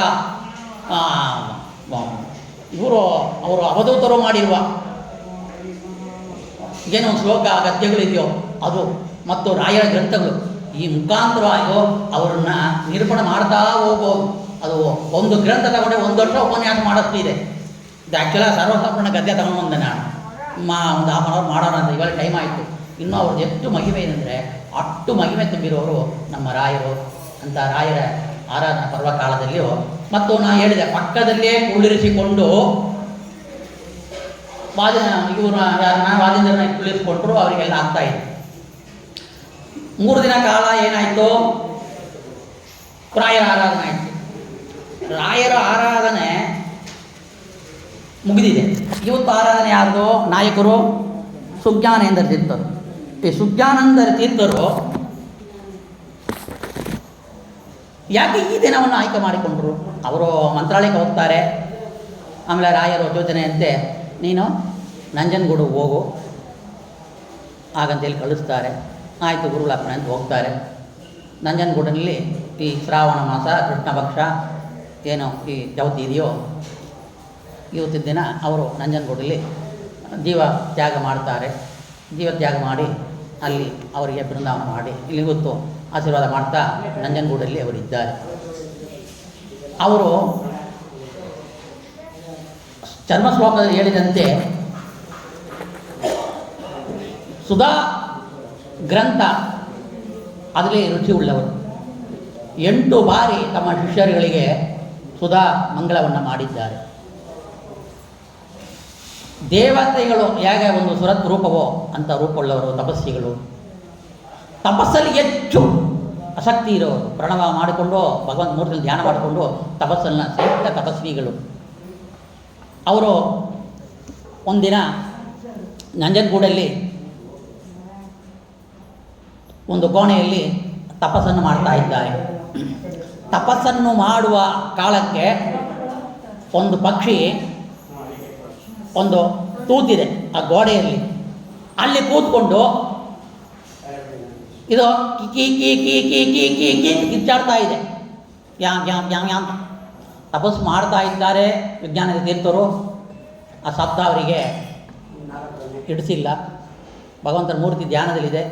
ಶಬ್ದ ಸರ್ವಶಬ್ದ ವಾಕ್ಯ ಅದನ್ನು ನೆನೆಸ್ಕೊಂಡ್ರೆ ನಮಗೆ ಇದಾಗತ್ತೆ. ಅದು ಭಗವಂತನ ನಾಮ ಅಂತ ಇದ್ದರೂ ಏನೋ ಅವರಿಗೆ ಆ ಕಾಲಕ್ಕೆ ಒಂದು ನಿರ್ವಿಘ್ನ ಆಯಿತು ಅಂತ ಯೋಚನೆ ಬರುತ್ತೆ. ಆಯಿತು, ತಪಸ್ಸು ಮಾಡ್ತಾನೆ ಆ ಶಬ್ದವನ್ನು ಕೇಳ್ತಾನೆ, ತಪಸ್ಸಲ್ಲಿ ಮುಳುಗೋಗಿದ್ದಾರೆ. ತಪಸ್ಸು ಮುಗಿಯಿತು. ಸುಮ್ಮನೆ ಕಣ್ತೈ ನೋಡ್ತಾರೆ ಎಲ್ಲಿಂದ ಬರ್ತಾರೆ. ಅಲ್ಲಿ ತೂತಲ್ಲಿ ಆ ಪಕ್ಷಿ ಇದೆ. ಪಕ್ಷಿನ ನೋಡಿದ ಕೂಡಲೇ ಆ ತೂತಿಂದ ಧಮ್ ಅಂತ ಕೆಳಗೆ ಬಿದ್ದ ಅಲ್ಲೇ ಪ್ರಾಣ ತ್ಯಾಗ ಆಗಿದೆ. ಅದರ ನಾವು ಕಣ್ಣು ಬಿಟ್ಟ ಕೂಡಲೇ ಅದ ತಪಸ್ಸಿನ ಶಕ್ತಿ ಅದು. ಅಂಥ ಒಂದು ಪಕ್ಷಿಗೆ ನಮ್ಮ ಕಣ್ಣು ದೃಷ್ಟಿ ಬಿದ್ದು ಹೋಯ್ತಲ್ಲ ಹಾಗಂತೇಳಿ ಅವರು ರಾಮಚಂದ್ರ ದೇವರಿಗೆ ಮೂಲರನ ಅಭಿಷೇಕ ಮಾಡಿದ ಆ ತೀರ್ಥವನ್ನು ಪ್ರೋಕ್ಷ ಮಾಡ್ತಾರೆ ಜೀವಂತು. ನೋಡಿರಿ, ನಮ್ಮ ರಾಯರು ಹುಟ್ಟು ಬಾಲಕನಿಗೆ ಜೀವ ಕೊಟ್ಟರು, ಪ್ರೋಕ್ಷಣೆ ಮಾಡಿ, ತೀರ್ಥ ಪ್ರೋಕ್ಷಣೆ ಮಾಡಿ. ಅವರು ಶಿಷ್ಯರಾದಂಥ ಶಿಷ್ಯ ಪರಂಪರೆಯಲ್ಲಿ ಬಂದಿರತಕ್ಕಂಥ 28ನೇ ಏನೋ ಸ್ಥಾನ ಬಂದಿದೆ ಅವರಿಗೆ, ಸರಿಯಾಗಿ ಗೊತ್ತಿಲ್ಲ. ಅದರ ರಾಯರಿಂದ ತಗೊಂಡ್ರೆ 12ನೇ ಶಿಷ್ಯರು ವಿಜ್ಞಾನ ತೀರ್ಥರು. ಆ ರೀತಿಯಲ್ಲಿ ಜೀವ ಹೋದರೆ ಜೀವ ಕೊಡುವ ಶಕ್ತಿ ಅವರು ಶಿಷ್ಯರಿಗೂ ಬರ್ತಾಯಿದೆ. ಶಾಪಾನುಗ್ರಹ ಶಕ್ತಿಯನ್ನು ರಾಘವೇಂದ್ರ ನಿವೆತ್ತಿದೆ. ಶಾಪ ಕೊಟ್ಟಿದ್ದಾರೆ, ಅದು ನಡೆದಿದೆ. ಅನುಗ್ರಹ ಮಾಡಿದ, ಅದು ನಡೆದಿದೆ. ಇವರೂ ಅಷ್ಟೇ ಶಾಪಾನುಗ್ರಹ ಶಕ್ತಿಯನ್ನು ರಾಘವೇಂದ್ರ ನಿವೆತ್ತಿದೆ ಅಂದರೆ ಶಾಪಾನುಗ್ರಹ ಶಕ್ತಿಯವರಾಗಿದ್ದವರು ಈ ಸುಜ್ಞಾನೇಂದ್ರ ತೀರ್ಥರು. ಇವತ್ತಿನ ಕಥಾನಾಯಕರು, ಮಹಾನುಭಾವರು. ಆ ಪೀಠದಲ್ಲಿ ಬರಬೇಕಂದ್ರೆ 8 ಬಾರಿ ಸುಧಾಮಂಗಲ ಮಾಡಿದ್ದಾರೆ ಅಂದರೆ ಅವ್ರ ಕಣ್ದೃಷ್ಟಿ ತಪಸ್ಸು ಎಷ್ಟು ದೊಡ್ಡದು ನೋಡಿ. ಅಂಥ ಒಂದು ಯಾಕೆ ಅವರು ಆಯ್ಕೆ ಮಾಡಿಕೊಂಡ್ರು, ರಾಯರ ಆರಾಧನೆ ಕಾಲದಲ್ಲಿ ನಮ್ಮ ಆರಾಧನೆ ಸೇರಿ ಮಾಡಿಬಿಡ್ಲಿ. ನಾವು ರಾಯರ ಹತ್ರ ವಾದಿಂದಲೇ ಇರ್ತಾರೆ, ನಮ್ಮ ಈ ತಿಥಿಯಲ್ಲಿ ಅವ್ರ ಹತ್ರ ತಿಥಿಯಲ್ಲಿ ಹತ್ರ ಇರೋಣ ತಿನ್ನು. ನಮಗೆ ಕೂಡ ಆಸೆ, ಮಠ ಮಾಡ್ಕೊಂಡು ಇದ್ಬಿಡೋಣ, ರಾಯರ ಹತ್ರ ಇದ್ಬಿಡೋಣ ಆಸೆ. ಇರೋಕ್ಕಾಗೋದಿಲ್ಲ, ಆದರೆ ಅವ್ರಿಗೆ ಇರೋಕ್ಕಾಯಿತು. ಅಲ್ಲೆಲ್ಲ ಮೃತಿಕಾ ಬೃಂದಾವನ ಪಕ್ಕದಲ್ಲಿ ಕೂಡ ಅವರು ಇದು ಮಾಡಿದ್ದಾರೆ. ಇನ್ನು ನಂಜನಗೂಡಿನಲ್ಲಿ ವಾಸ ಮಾಡ್ತಾ ಇರುವ ಕಾಲಕ್ಕೆ ಒಂದು ಘಟನೆ ನಡೀತಾ ಇದೆ. ಏನಂದರೆ ಶ್ರೀರಂಗಪಟ್ಟಣದಲ್ಲಿ ಒಂದು ಅಗಸ ಬಟ್ಟ ಶುದ್ಧಿ ಮಾಡೋನು, ಒಯ್ದು ಶುದ್ಧಿ ಮಾಡೋನು. ಅವ ಒಂದು ಬಂಡೆ ಆಯ್ಕೆ ಮಾಡಿಕೊಂಡು ಬಂಡೆನೇ ಎತ್ತಿ ಹಾಕ್ಕೊಂಡು ಅದರಲ್ಲಿ ಸುಮಾರು ಕಾಲಕ್ಕೆ ಬಟ್ಟೆ ಒಯ್ತಾ ಇದ್ದಾನೆ. ಆಮೇಲೆ ಒಂದಿನ ಏನಾಯಿತು, ಆ ಅಗಸಿನ ಕನಸಿನಲ್ಲಿ ರಾಯರು ಬಂದು, ನೀನು ಬಟ್ಟೆಯನ್ನು ಏನು ಒಯ್ತಾ ಇದ್ದೀಯೋ ಅದು ಹಿಂಭಾಗದಲ್ಲಿ ನಾನಿದ್ದೀನಿ ಪ್ರತಿಕಾ ರೂಪದಲ್ಲಿ. ನೀನು ಅದನ್ನು ನಂಜನಗೂಡಲ್ಲಿ ಇರುವ ನನ್ನ ಶಿಷ್ಯರು ಒಬ್ಬರು ಇದ್ದಾರೆ, ಸುಜ್ಞಾನ ತೀರ್ಥರು, ತಪಸ್ವಿಗಳು, ಜ್ಞಾನಿಗಳು, ಅವ್ರಿಗೆ ಕೊಟ್ಬಿಡು, ಅವ್ರಿಗೆ ಒಪ್ಪಿಸಬೇಕು, ನೀನು ಬಟ್ಟೆ ಒಯ್ಯಕ್ಕೆ ಹೋಗಬೇಡ. ಅಪ್ರೋಕ್ಷ ಪ್ರದೇಶ ಸಮೀವೇಕ್ಷದ ಭಾವಜಗ ಇದು ನಿರ್ಮಾಣ ಆಗುತ್ತೆ ನೋಡ್ರಿ. ಇವರು ಸುಜ್ಞಾನ ತೀರ್ಥರು ಕಥೆಯಲ್ಲಿ ಅವ್ರ ಘಟನೆ. ಆವಾಗ ಇವ ಏನು ಕೇಳಿಲ್ಲ, ಏನೋ ಕನಸು ಬೀಳ್ತಾ ನಾವು ಮರ್ತೋಗ್ತೀವಿಲ್ಲ. ಕನಸಲ್ಲಿ ಇದು ಮಾಡು ಅದು ಮಾಡು ಅಂತ ನಮ್ಮ ಅಪ್ಪ ಬಂದು ಕನಸಲ್ಲಿ ಹೇಳ್ತಾರೆ, ಅಯ್ಯಾ ಬೀಳೋ ಹಾಗಂತ ಉದಾಸೀನ ಹೋಗ್ತೀವಿ. ಆ ರೀತಿಯಲ್ಲಿ ಕನಸು ಓದಿಲ್ಲ ಬರ ಇಲ್ಲ ಅಗಸ ಪಾಪ ಏನೋ ಹಾಕೊಂಡು ಏನೋ ಕಲ್ಲು ಅಂತಾರೆ, ಕೊಟ್ಬಿಡು ಅಂತಾರೆ, ಹೇಗೇನೋ ಒಂದು ಮುದುಕರು ಬಂದರಪ್ಪ ಹಾಗಂತ ಸುಮ್ಮನೆ ಇರ್ತಾನ. ಆವಾಗ ಮಾರನೇ ದಿನ ಹೋಗಿ ಬಟ್ಟೆಯನ್ನು ಒಯ್ತಾನ. ಆ ಬಟ್ಟೆಯನ್ನು ಒಯ್ಯುವಾಗ ಪ್ರಣವ ಅಂದರೆ ಓಂಕಾರ, ಓಂ ಓಂ ಓಂ ಕೇಳ್ತಂತ ಕಲ್ಲಿನ ಶಬ್ದ. ಏನಪ್ಪ ಇಷ್ಟು ದಿನ ಶಬ್ದವೇ ಬಂದಿಲ್ಲ, ಓಂ ಓಂ ಓಂ ಕೇಳ್ತಾ ಇದ್ದಲ್ಲ. ಭಯಭೀತನಾಗಿ ಆ ಕಲ್ಲನ್ನು ಎತ್ತಿ ಈಗ ಉಲ್ಟಾ ಮಾಡ್ತಾನ. ಆ ಉಲ್ಟಾ ಮಾಡಿದ್ರೆ ಅಭಯ ಹಸ್ತ ಇಟ್ಕೊಂಡು 2 ಕೈನ ಎತ್ತಿಟ್ಕೊಂಡು ಒಂದು ಮೂರ್ತಿ ಕಾಣುತ್ತಾ ಇದೆ ಅವರಿಗೆ. ಇವ ಹೇಳಿದ ಮಾತು ಕೇಳಿಲ್ಲ ಅಂತ ರಾಯರು ಏನು ಮಾಡ್ತಾರೆ, ಇವರು ಸುಜ್ಞಾನೇಂದ್ರ ಕನಸಲ್ಲಿಯೂ ಬಂದು ಮತ್ತು ಮುಮ್ಮಡಿ ರಾಜೇಂದ್ರ ಒಡೆಯರಲ್ಲಿ ಅವತ್ತಿನ ಮೈಸೂರ ಒಂದು ರಾಜ್ಯ ಪರಿಪಾಲನೆ ಮಾಡ್ತಾ ಇರುವ ರಾಜರ ಅವ್ರ ಕನಸಲ್ಲಿಯೂ ಬಂದು ಈ ಕಲ್ಲನ್ನು ನೀವು ಪ್ರತಿಷ್ಠಾಪನೆ ಮಾಡಿ, ನಿಮ್ಮ ಮುಖಾಂತರವಾಗಿ ಪ್ರತಿಷ್ಠಾಪನೆ ಆಗಬೇಕಾಗಿದೆ, ನೀವು ನಂಜನಗೂಡಲ್ಲಿ ಇದನ್ನು ಪ್ರತಿಷ್ಠಾಪನೆ ಮಾಡಿ ಅಂತಾರೆ. ಆಮೇಲೆ ಏನು ಮಾಡ್ತಾರೆ, ಈ ಅಗಸ್ನ ಮನೆಗೆ ಹುಡ್ಕೊಂಡು ಬಂದು ಕೇಳ್ತಾರೆ, ಹೌದು ಇದು ಪ್ರತಿಮಾ ಕಲ್ಲಿದೆ ನನ್ನ ಹತ್ತಿರ, ಇದು ಯಾರು ಅಂತ ಗೊತ್ತಿಲ್ಲ, ಅದು ನನ್ನ ಕನಸಲ್ಲಿ ಬಂದು ಹೇಳಿರು, ನಾನು ಅವ್ರ ಮಾತು ಕೇಳಿಲ್ಲ, ಎಂಥ ತಪ್ಪು ಮಾಡಿಕೊಂಡೆ, ಒಪ್ಪಿಸ್ಬಿಡ್ತೀನಿ ರಾಜರೇ ಹಾಗಂತೇಳಿ ಅದು ಶಿಷ್ಯರ ಪರಿವಾರ ಮುಖಾಂತರವಾಗಿ ಬಂದು ನಂಜನಗೂಡಲ್ಲಿ ಇವತ್ತು ನೀವು ಅದನ್ನು ಹೋಗಿ ನೋಡ್ಬೋದು. ಅಂಥ ರೀತಿಯಲ್ಲಿ ಅವರು ಅದನ್ನು ಪ್ರತಿಷ್ಠಾಪನೆ ಆಗಿ ನಾವೇನು ಹೇಳಿದೆ, ಮೃತ್ತಿಕಾ ಬೃಂದಾವನದಲ್ಲಿಯೂ ರಾಯರಿದ್ದಾರೆ, ಇಂಥ ಮೃತ್ತಿಕಾ ರೂಪದಲ್ಲಿಯೂ ಕೂಡ ರಾಯರಿದ್ದಾರೆ. ಕೆಲವು ಜಾಗದಲ್ಲಿ ಮೃತ್ತಿಕಾ ಬೃಂದಾವನ ತಗೊಂಡ್ಬರೋದಿಲ್ಲ, ಪ್ರತಿಕಾ ಇಟ್ಬಿಡ್ತಾರೆ, ತುಂಬ ಮಾಡಿ ಆಚಾರ ವಿಚಾರ ಮಾಡಬೇಕು ಬ್ರಾಹ್ಮಣ ಪ್ರತಿಕಾವನ್ನೇ ಮನೇಲಿ ಇಟ್ಕೊಳ್ತಾರೆ. ಆದರೂ ಕೂಡ ಫೋಟೋ ಇಟ್ಕೊಂಡ್ರು, ಪ್ರತಿಕಾ ಇಟ್ಕೊಂಡು ಪ್ರತಿಕಾ ಬೃಂದಾವನ ಇಟ್ಕೊಂಡ್ರೆ ನಾನು ಆಶೀರ್ವಾದ ಮಾಡ್ತೀನಿ ಅಂತೇಳಿ ರಾಯರು ಅನುಗ್ರಹ ಮಾಡೋದ್ರಿಂದ ಈ ಘಟನೆಯನ್ನು ನಾವು ಸ್ಮರಣೆ ಮಾಡಿಕೊಂಡು ಇವತ್ತು ನಾವು ನೋಡೋಣ. ಇಂಥ ಸುಜ್ಞಾನದ ತೀರ್ಥರು ಅತ್ಯಂತ ತಪಸ್ವಿಗಳು. ಮತ್ತು ಇನ್ನೊಂದು ಅವ್ರ ಘಟನೆ ಏನಾಯ್ತು ಅಂದರೆ, ಅವರು ಮಠ ಕಟ್ಟಡ ಬಿಲ್ಡಿಂಗ್ ಕೆಲಸಕ್ಕೆ ಸ್ವಲ್ಪ ಕೆಲಸ ನಡೀತಾ ಇತ್ತು. ಅವರು ಮುಮ್ಮಡಿ ಸಾಮ್ರಾಜ್ಯ ಒಡೆಯರ ಹತ್ರ ಹೇಳಿದ್ದಾರೆ. ಅದನ್ನು ಜ್ಞಾಪ ಮಾಡಿಕೊಂಡ್ರೆ ರಾಜರು ಏನು ಮಾಡಿದರು, ಸರಿ ಅವರು ಮಠದೆಲ್ಲ ಅಳತೆಲ್ಲ ಮಾಡಬೇಕು, ವ್ಯವಸ್ಥೆ ಎಲ್ಲ ಮಾಡಿ ಅವ್ರ ಬಿಲ್ಡಿಂಗ್ ಎಲ್ಲ ಕಟ್ತಾ ಇದ್ದಾರೆ, ಅದಕ್ಕೇನೋ ನಾವು ವ್ಯವಸ್ಥೆ ಮಾಡೋಣ ಅಂಥೇಳಿ ತಮ್ಮ ಒಂದು ಡಿ ಸಿನ ಕಳಿಸ್ತಾರೆ. ಆ ಡಿ ಸಿ ಏನು ಮಾಡ್ತಾನೆ, ಆಯಿತು ಹೋಗ್ತಾನೆ. ಅವ್ರ ಜೊತೆಯಲ್ಲಿ ನಾನು ಹೋಗ್ತೀನಿ ಅಂತ ಒಂದು ಇಂಗ್ಲೀಷ್ ಕಲೆಕ್ಟ್ರು, ಡೆಪ್ಟಿ ಕಮಿಷನರು, ಇವರು ಡಿಸ್ಟ್ರಿಕ್ಟ್ ಕಲೆಕ್ಟ್ರು, ಅವನು ಹೋಗ್ತಾನೆ. ಅಲ್ಲಿ ಹೋದ ಕೂಡಲೇ ಕೇಳ್ತಾನವ ಆ ಇಂಗ್ಲೀಷು ಆಂಗ್ಲೇಯ ಬ್ರಿಟಿಷವನು,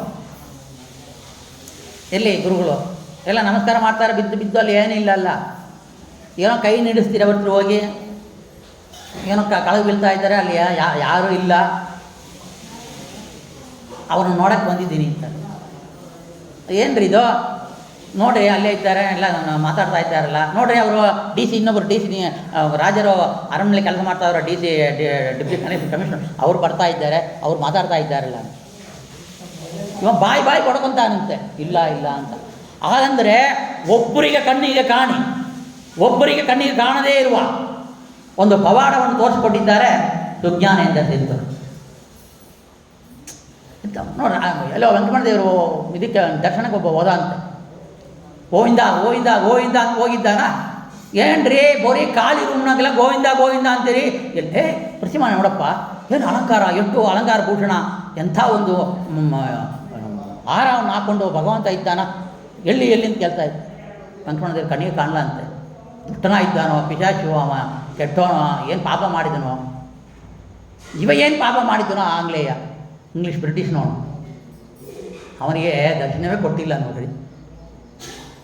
ಎಂಥ ಮಹಾನುಭಾವರು ಅಂದರೆ, ಅಂಥ ಮಹಾನುಭಾವರು ಸುಜ್ಞಾನೇಂದ್ರ ತೀರ್ಥರು. ರಾಯರ ಆರಾಧನೆ 3 ದಿನ ಮುಗಿದ ಕೂಡಲೇ ನಮ್ಮ ಆರಾಧನೆ ನಡೀಲಿ ಅಂತೇಳಿ ರಾಯರು ಅನುಗ್ರಹ ಮಾಡೋದ್ರಿಂದ ಹೆಚ್ಚು ಎಲ್ಲ ಮಠದಲ್ಲಿ ಕೂಡ ಅವರು ಸಮೇತವಾಗಿ ಇವತ್ತು ಆರಾಧನೆಯನ್ನು ಮಾಡ್ತಾ ಇದ್ದಾರೆ. ಇಲ್ಲಿಯೂ ಅವರ ಸ್ಮರಣಪೂರ್ವಕ ಒಂದು ಆರಾಧನೆ ನಡೀತಾ ಇದೆ. ಇಂಥ ಒಂದು ಪರ್ವಕಾಲ ಇದು, ಈ 3-4ನೇ ದಿನ. ಈ ರೀತಿಯಲ್ಲಿ ಸುಜ್ಞಾನೇಂದ್ರ ತೀರ್ಥರು ಪರಿವಾರ ಸಮೇತವಾಗಿ ಭೂಪ್ರದಕ್ಷಿಣೆ ಹೋಗಿರುವಾಗಲೂ ಕೂಡ ಅನಂತ ಒಂದು ಘಟನೆಯನ್ನು ನಿರ್ಮಾಣ ಮಾಡ್ತಾ ಇದ್ದಾರೆ. ಆ ರೀತಿಯಲ್ಲಿ ಅವರು ಮಹಿಮೆ ಅಪಾರವಾದದ್ದು ಅಂತ ಹೇಳ್ತಾ ಇದ್ದಾರೆ. ಕಾಲಾವಕಾಶ ಇರೋದ್ರಿಂದ ಸಂಕ್ಷಿಪ್ತವಾಗಿ ಹೇಳಿ ನಾವು ಮುಗಿಸೋಣ. ಅವರು 2 ಗ್ರಂಥಗಳನ್ನ ಕೂಡ ರಚನೆ ಮಾಡಿಕೊಟ್ಟಿದ್ದಾರೆ. ನ್ಯಾಯಸುಧಾರದ್ದು, ರಾಮಾಯಣಕ್ಕೊಂದು. ಈ ರೀತಿಯಲ್ಲಿ ಅವರು ಗ್ರಂಥ ರಚನಾಕಾರರಾಗಿದ್ದಾರೆ. ತಮ್ಮ ಶಿಷ್ಯ ಪರಿವಾರಕ್ಕೂ ಕೂಡ ಅನಿಮ, ಮಹಿಮ, ಗರಿಮ, ಲೋಗಮ ಇತ್ಯಾದಿ ಒಂದು ಸಿದ್ಧಿಯನ್ನು ಎಲ್ಲವೂ ಕೂಡ ರಾಯರ ಪರಂಪರೆಯಲ್ಲಿ ಹೊಂದಿರೋದ್ರಿಂದ, ಅಂಥ ಒಂದು ರಾಯರ ಅನುಗ್ರಹದಿಂದ ಅವರೆಲ್ಲರೂ ಕೂಡ ಪಡಿತಾ ಇದ್ದಾರೆ. ಈ ರೀತಿಯಲ್ಲಿ ರಾಯರ ಶಿಷ್ಯ ಪರಂಪರೆಯಲ್ಲಿ ಬಂದಿರುವ ಸುಜ್ಞಾನೇಂದ್ರ ತೀರ್ಥರು ಕೂಡ ರಾಯರು ಯಾವ ರೀತಿಯಲ್ಲಿ ಮಾಡ್ತಾರೋ ಆ ರೀತಿಯಲ್ಲಿ ನಮಗೂ ಅನುಗ್ರಹ ಮಾಡಿ ನಮ್ಮನ್ನು ಉದ್ಧಾರ ಮಾಡಲಿ ಅಂತೇಳಿ ನಾವು ಕೇಳ್ಕೊಳ್ತಾ ಇದ್ದೀವಿ. ರಾಯರು ಇಷ್ಟೆಲ್ಲ ಮಹಿಮೆ ಯಾಗ ಬಂತು, ಹರಿಪಾದ ಕಜ್ಜ ನಿಷೇವನಳಾಪ್ತ ಸಮಸ್ತ ಸಂಪತ್ತು. ಈ ಸಮಸ್ತ ಸಂಪತ್ತು ಕೂಡ ಹರಿಪಾದ ಕಜ್ಜ ನಿಷೇವನಳಾಪ್ತ ಸಂಪತ್ತು. ಹರಿಪಾದ ಪದ್ಮದಲ್ಲಿಯೂ ಅವರು ನಿರಂತರ ಭಕ್ತಿ ಮಾಡಿರೋದಿದ್ದವೇ ಇಂಥ ಸಿದ್ಧಿಗಳು. ಅದಕ್ಕೆ ಅದು ದೇವಸ್ವಭಾವೋದಿ ವೇತೃಮೋಯಂ ಇಷ್ಟಪ್ರದೋಮೇ ಸದದಂ ಸುಭೂಯ. ಬಾಬಾಗಳು ಲಿಂಗವನ್ನು ಕೊಡೋದು, ಚೈನನ್ನು ಕೊಡೋದು, ಬೂದಿಯನ್ನು ಕೊಡೋದು, ಕುಂಕುಮವನ್ನು ಕೊಡೋದು, ಇದೆಲ್ಲ ದೈತ್ಯ ಪವಾಡಗಳು. ದೇವಸ್ವಭಾವೋದಿ ವೇತೃಮೋಯಂ, ದೇವ ಪವಾಡ. ಭಗವದ್ಗೀತೆಯಲ್ಲಿ ಕೃಷ್ಣ ಹೇಳಿದಂತೆ ಅಸುರ ಪವಾಡ ಏನೋ ದೈವ ಸಂಪತ್ತು, ಅಸುರ ಸಂಪತ್ತು ಅಂತೇಳಿ ವಿಭಾಗ ಯೋಗ ಅಂತೇಳಿ ಮಾಡಿದ್ದು. ಆ ರೀತಿಯಲ್ಲಿ ದೈವೀಗ ಸಂಪತ್ತು ನಮ್ಮ ರಾಯರದು. ಮತ್ತು ಎಲ್ಲರೂ ಮಾಡೋದೆಲ್ಲ ಅಸುರ ಪವಾಡ, ದೈತ್ಯ ಪವಾಡಗಳು ಅಂತ ರಾಯರಿಗೆ ನಾವು ಶಿಷ್ಯರಾಗಿದ್ದೀವಿ, ಅವ್ರ ಸೇವೆ ಮಾಡ್ತಾ ಇದ್ದೀವಿ. ಅವರು ಇರುವ ಅವ್ರ ಬೃಂದಾವನದಲ್ಲಿಯೂ ಮೃತ್ತಿಕಾ ಬೃಂದನಲ್ಲಿಯೂ ಕೂಡ ಇರುವ ಕಾಲಕ್ಕೆ ನಾವು ಜೀವನ ಮಾಡ್ತಾ ಇದ್ದೀವಿ, ಅವ್ರ ಬಗ್ಗೆ ಕೇಳ್ತಾ ಇದ್ದೀವಿ. ಪರಮಾತ್ಮ ಅವತಾರ ಕಾಲದಲ್ಲಿ ಇದ್ವೋ ಏನೋ ಗೊತ್ತಿಲ್ಲ, ಯಾರು ರೂಪದಿದ್ವೋ, ಎಲ್ಲಿದ್ವೋ, ಯಾವ ಲೋಕದಿದ್ವೋ. ಹನುಮ ಅವತಾರ ಆಯಿತು, ಅವ್ರು ಸೇವೆ ಮಾಡಿದ್ವೋ ಇಲ್ವೋ ಗೊತ್ತಿಲ್ಲ. ಮಧ್ವನಾಥ ತೀರ್ಥ ಮಧ್ವಾಚಾರ್ಯ ಹುಟ್ಟಿರೋ ಅವ್ರಿಗೆ ಸೇವೆ ಮಾಡಿದ್ವೋ ಇಲ್ವೋ ಗೊತ್ತಿಲ್ಲ. ನರೇರ್ತಿ ಮಾಧವ ಜಯತೀರ್ಥ ಪರಂಪರೆ ಬೆಳೆದವತ್ತೋ ಅವರಿಗೆ ಸೇವೆ ಮಾಡೋ ಭಾಗ್ಯ ಇತ್ತೋ ಇಲ್ವೋ ಗೊತ್ತಿಲ್ಲ. ಆದರೆ ಈ ಕಾಲಘಟ್ಟ ನಿಜವಾಗಿದೆ, ಇದು ಸತ್ಯವಾಗಿದೆ, ಇದು ಕಣ್ಣಿಗೆ ಕಾಣ್ತಾ ಇದೆ ನನಗೆ. ಇಂಥ ರಾಯರ ಕಾಲಕ್ಕೆ ನಾವು ಇದ್ದೀವಿ, ನಾವು ಜೀವನ ಮಾಡ್ತಾ ಇದ್ವಿ, ಅವ್ರ ಸ್ಮರಣ ಮಾಡ್ತಾ ಇದ್ವಿ, ಅವ್ರ ಸೇವೆ ಮಾಡ್ತಾ ಇದ್ದೀವಿ. ಹಾಗಂತ ಹೇಳಿದರೆ ನಾವು ಎಷ್ಟು ಧನ್ಯವಾದಗಳು ಅವ್ರಿಗೆ ಹೇಳಬೇಕು, ಎಷ್ಟು ಪರಮಾತ್ಮನಿಗೆ ಧನ್ಯವಾದಗಳು ಹೇಳಬೇಕು. ಎಲ್ಲ ಬಿಟ್ಬಿಟ್ಟು ರಾಮದೇವರು ಕರೆದರು ಆಗಚ್ಚ ಆಗುತ್ತೆ ಆದರೂ ಯಾವರೂ ಹೋಗಿಲ್ಲ ಮೋಕ್ಷಕ್ಕೆ, ಅವ್ರ ಜೊತೆಯಲ್ಲಿ ಅಂದ್ಕೊಂಡು. ಅದು ಪ್ರಹ್ಲಾದನ ಕರೆದರು, ಪ್ರಹ್ಲಾದನೇ ಹೋಗಿಲ್ಲ ನಮಗಾಗಿ. ಅವರು ಮೋಕ್ಷವನ್ನು ಬಿಟ್ಟು ನಮಗಾಗಿ ಇರುವಾಗ ನಾವು ಯಾಕೆ ಅವರಾಗಿ ಇರಬಾರ್ದು? ನಾವು ಯಾಕೆ ಅವರಿಗಾಗಿ ಬಾಳಬಾರ್ದು? ಯಾಕೆ ಅವ್ರ ಮೇಲೆ ನಂಬಿಕೆ ಇಡಬಾರ್ದು? ಅವ್ರು ಯಾಕೆ ಜೀವನ ಮಾಡಿರೋ ಆ ಜೀವನ ವೈರಾಗ್ಯ ಜೀವನ ನಮ್ಮಿಂದ ಯಾಕೆ ಮಾಡೋಕ್ಕಾಗೋದಿಲ್ಲ? ಅಂಥ ವೈರಾಗ್ಯ ಜೀವನ ಅವರಿಗಾಗಿ ಬದುಕೋದು, ಅವರಿಗಾಗಿ ಮಾಡೋದು ಒಂದು ಎಷ್ಟೇ ವರ್ಷ ಆದರೂ ಪರವಾಗಿಲ್ಲ. ಕಾಲ ಮೀರೋಯ್ತು, ಇನ್ನು ಪಾಠ ಪ್ರವಚನ ಆಗೋದಿಲ್ಲ, ಕಾಲ ಮೀರೋಯ್ತು, ಇನ್ನು ಓದೋಕ್ಕಾಗೋದಿಲ್ಲ. ಆದರೆ ಅವ್ರ ಪಾದ ಕಮಲದಲ್ಲಿ ಬಿದ್ದರೆ ನೀವೇ ಪಂಡಿತರಾಗ್ಬೋದು, ನೀವೇ ಪ್ರವಚನ ಮಾಡ್ಬೋದು, ನೀವೇ ಪಾಠವನ್ನು ಮಾಡ್ಬೋದು. ಅವರು ಎಷ್ಟು ಪಾಠ ಮಾಡ್ತಾರಂದರೆ ಅಷ್ಟು ಪಾಠ ಮಾಡುವ ಒಂದು ಅನುಗ್ರಹವನ್ನು ನಮಗೆ ತೋರಿಸಿಕೊಡ್ತಾ ಇದ್ದಾರೆ. ಮೊನ್ನೆ ರಾತ್ರಿ ಮಲ್ಕೊಂಡೆ ನಾನು. ಮೊನ್ನೆ ರಾತ್ರಿ ಮಲ್ಕೊಂಡುವಾಗ ಮೃತ್ತಿಕಾ ಯಾಕಂತ ಕೇಳಿದೆ. ಇದು ನಾನು ಇಲ್ಲಿ ಪುಸ್ತಕ ಓದಿದ್ದ ಒಂದಿಲ್ಲ, ಈ ಮೃತ್ತಿಕಾ ಮಹಿಮೆ ನಾನು ಹೇಳಿದೆಲ್ಲ ಅದು ಅವ್ರು ಮಾಡಿದ ಪಾಠ. ನನಗೊಂದು ಯೋಚನೆ, ಯೂಟ್ಯೂಬಲ್ಲಿ ನಾನು ಮುಂದೆ ಹಾಕ್ತೀನಿ. ಮತ್ತು ಒಂದಿನ ಯಜ್ಞವನ್ನು ಮಕ್ಕೆ ಹೇಳಿ ಏನೋ ಯಜ್ಞ ಮಾಡ್ತೀವಿ. ಕೃಷ್ಣಾಚಾರ್ಯ ಹೇಳಿದ ಪಂಚಮ ಆಕಾಶದಿಂದ ಮಲೆಯಿಂದ ಭೂಮಿಗೆ ಬರುತ್ತೆ ಮಲೆ ನೀರು, ಅಲ್ಲಿಂದ ಸಸ್ಯಗಳ ಉದ್ಭವ, ಸಸ್ಯದ ಉದ್ಭವದಿಂದ ಜೀವಶಕ್ತಿ ಮತ್ತು ಜೀವ ಹಾಲು ಅಥವಾ ತುಪ್ಪವನ್ನು ತುರಿದು ಯಜ್ಞವನ್ನು ಮಾಡಿ ಆ ಯಜ್ಞನಿಂದ ಮತ್ತು ಮೋಡಕ್ಕೆ ಹೋಗುತ್ತೆ ಹೊಗೆ, ಆ ಮೋಡ ಮಳೆಯ ಸುರಿಸಿ ಮತ್ತು ಜೀವ ಉದ್ಭವ ಆಗುತ್ತೆ. ಈ ಕಾಲಚಕ್ರ ಯಜ್ಞ ಚಕ್ರ ಇದನ್ನು ನಿಲ್ಲಿಸಬಾರ್ದು ಅಂತ ಇಲ್ಲಿ ಆರ್ಡರ್ ಕೊಟ್ಟಿದ್ದಾನೆ. ಯಜ್ಞ ಮಾಡೋದೇ ಇಲ್ಲ, ಆದರೆ ನಾವು ಕೇಳೋದು ಮಾಡೋದು ದಾನ ಧರ್ಮ ಎಲ್ಲವೇ ಯಜ್ಞವೇ. ಈ ರೀತಿಯಲ್ಲಿ ಆ ಯಜ್ಞ ಅದರಿಂದ ಇಮಿಡಿಯೇಟ್ ಫಲ ಯಾಕೆ ಬರುತ್ತೆ, ಯಾಕೆ ಲೇಟ್ ಆಗುತ್ತೆ ಅಂತ ಕ್ವಶನ್ ಆಗಿದೆ. ಅದಕ್ಕೂ ಪಾಠ ಮಾಡಿದ್ದಾರೆ ನನ್ನ ರಾಯರು ನನ್ನ ಒಳಗಡೆಯಿಂದ, ಅದನ್ನು ಯೂಟ್ಯೂಬ್ಲಿ ಹಾಕಿದ್ದೀನಿ. ಅದೆಲ್ಲ ಕೂಡ ಆಮೇಲೆ ಎಲ್ಲ ನೀವು ಇದು ತಗೊಂಡು ಲಿಂಕ್ ತಗೊಂಡು ನೋಡಿರಿ. ಇಂಥ ಒಂದು ರಾಯರ ಮಹಿಮೆ ಎಟ್ಟು ಹೇಳಿದ್ರು ಸಾಲದು. ಕಾಲ ಅವ್ರ ಮಹಿಮೆ ಹೇಳುವ ಕಾಲ ಹತ್ರ ಬಂದುಬಿಡುತ್ತೆ. ಅವ್ರ ಮಹಿಮೆಯಲ್ಲೇ ನಾವು ಮರೆತು ಹೋಗ್ತೀವಿ. ಆ ರೀತಿಯಲ್ಲಿ ಅವರು ಪವಾಡ ಮಹಿಮೆಯಿಂದ, ಅವರು ಜೀವನ ಚರಿತ್ರೆಯಿಂದ ನಾವು ಕೂಡ ಈ ಲೌಕಿಕವನ್ನು ಮರೆತು ನಮ್ಮ ಜೀವ ಹೋಗುವ ಕಾಲ ಬಂತು. ಅವತ್ತು ಗಂಟೆಯನ್ನು ಹಾಕೊಂಡೇ ಅಭಿಸ್ವಾಮಿಯಿಂದ ನಾವು ಲೋಕಕ್ಕೆ ಹೋಗೋಣ ಹೇಳ್ತಾ ಶ್ರೀ ಬುದ್ಧಾತ್ಮನ ಕರೋಮಿ ಯತ್ತ ಸಕಲಂ ಪರಸ್ಮೈ ಶ್ರೀಕೃಷ್ಣಾರ್ಪಣಮಸ್ತು, ಶ್ರೀಕೃಷ್ಣಾರ್ಪಣಮಸ್ತು, ಶ್ರೀಕೃಷ್ಣಾರ್ಪಣಮಸ್ತು. ಹರಿ ಓಂ.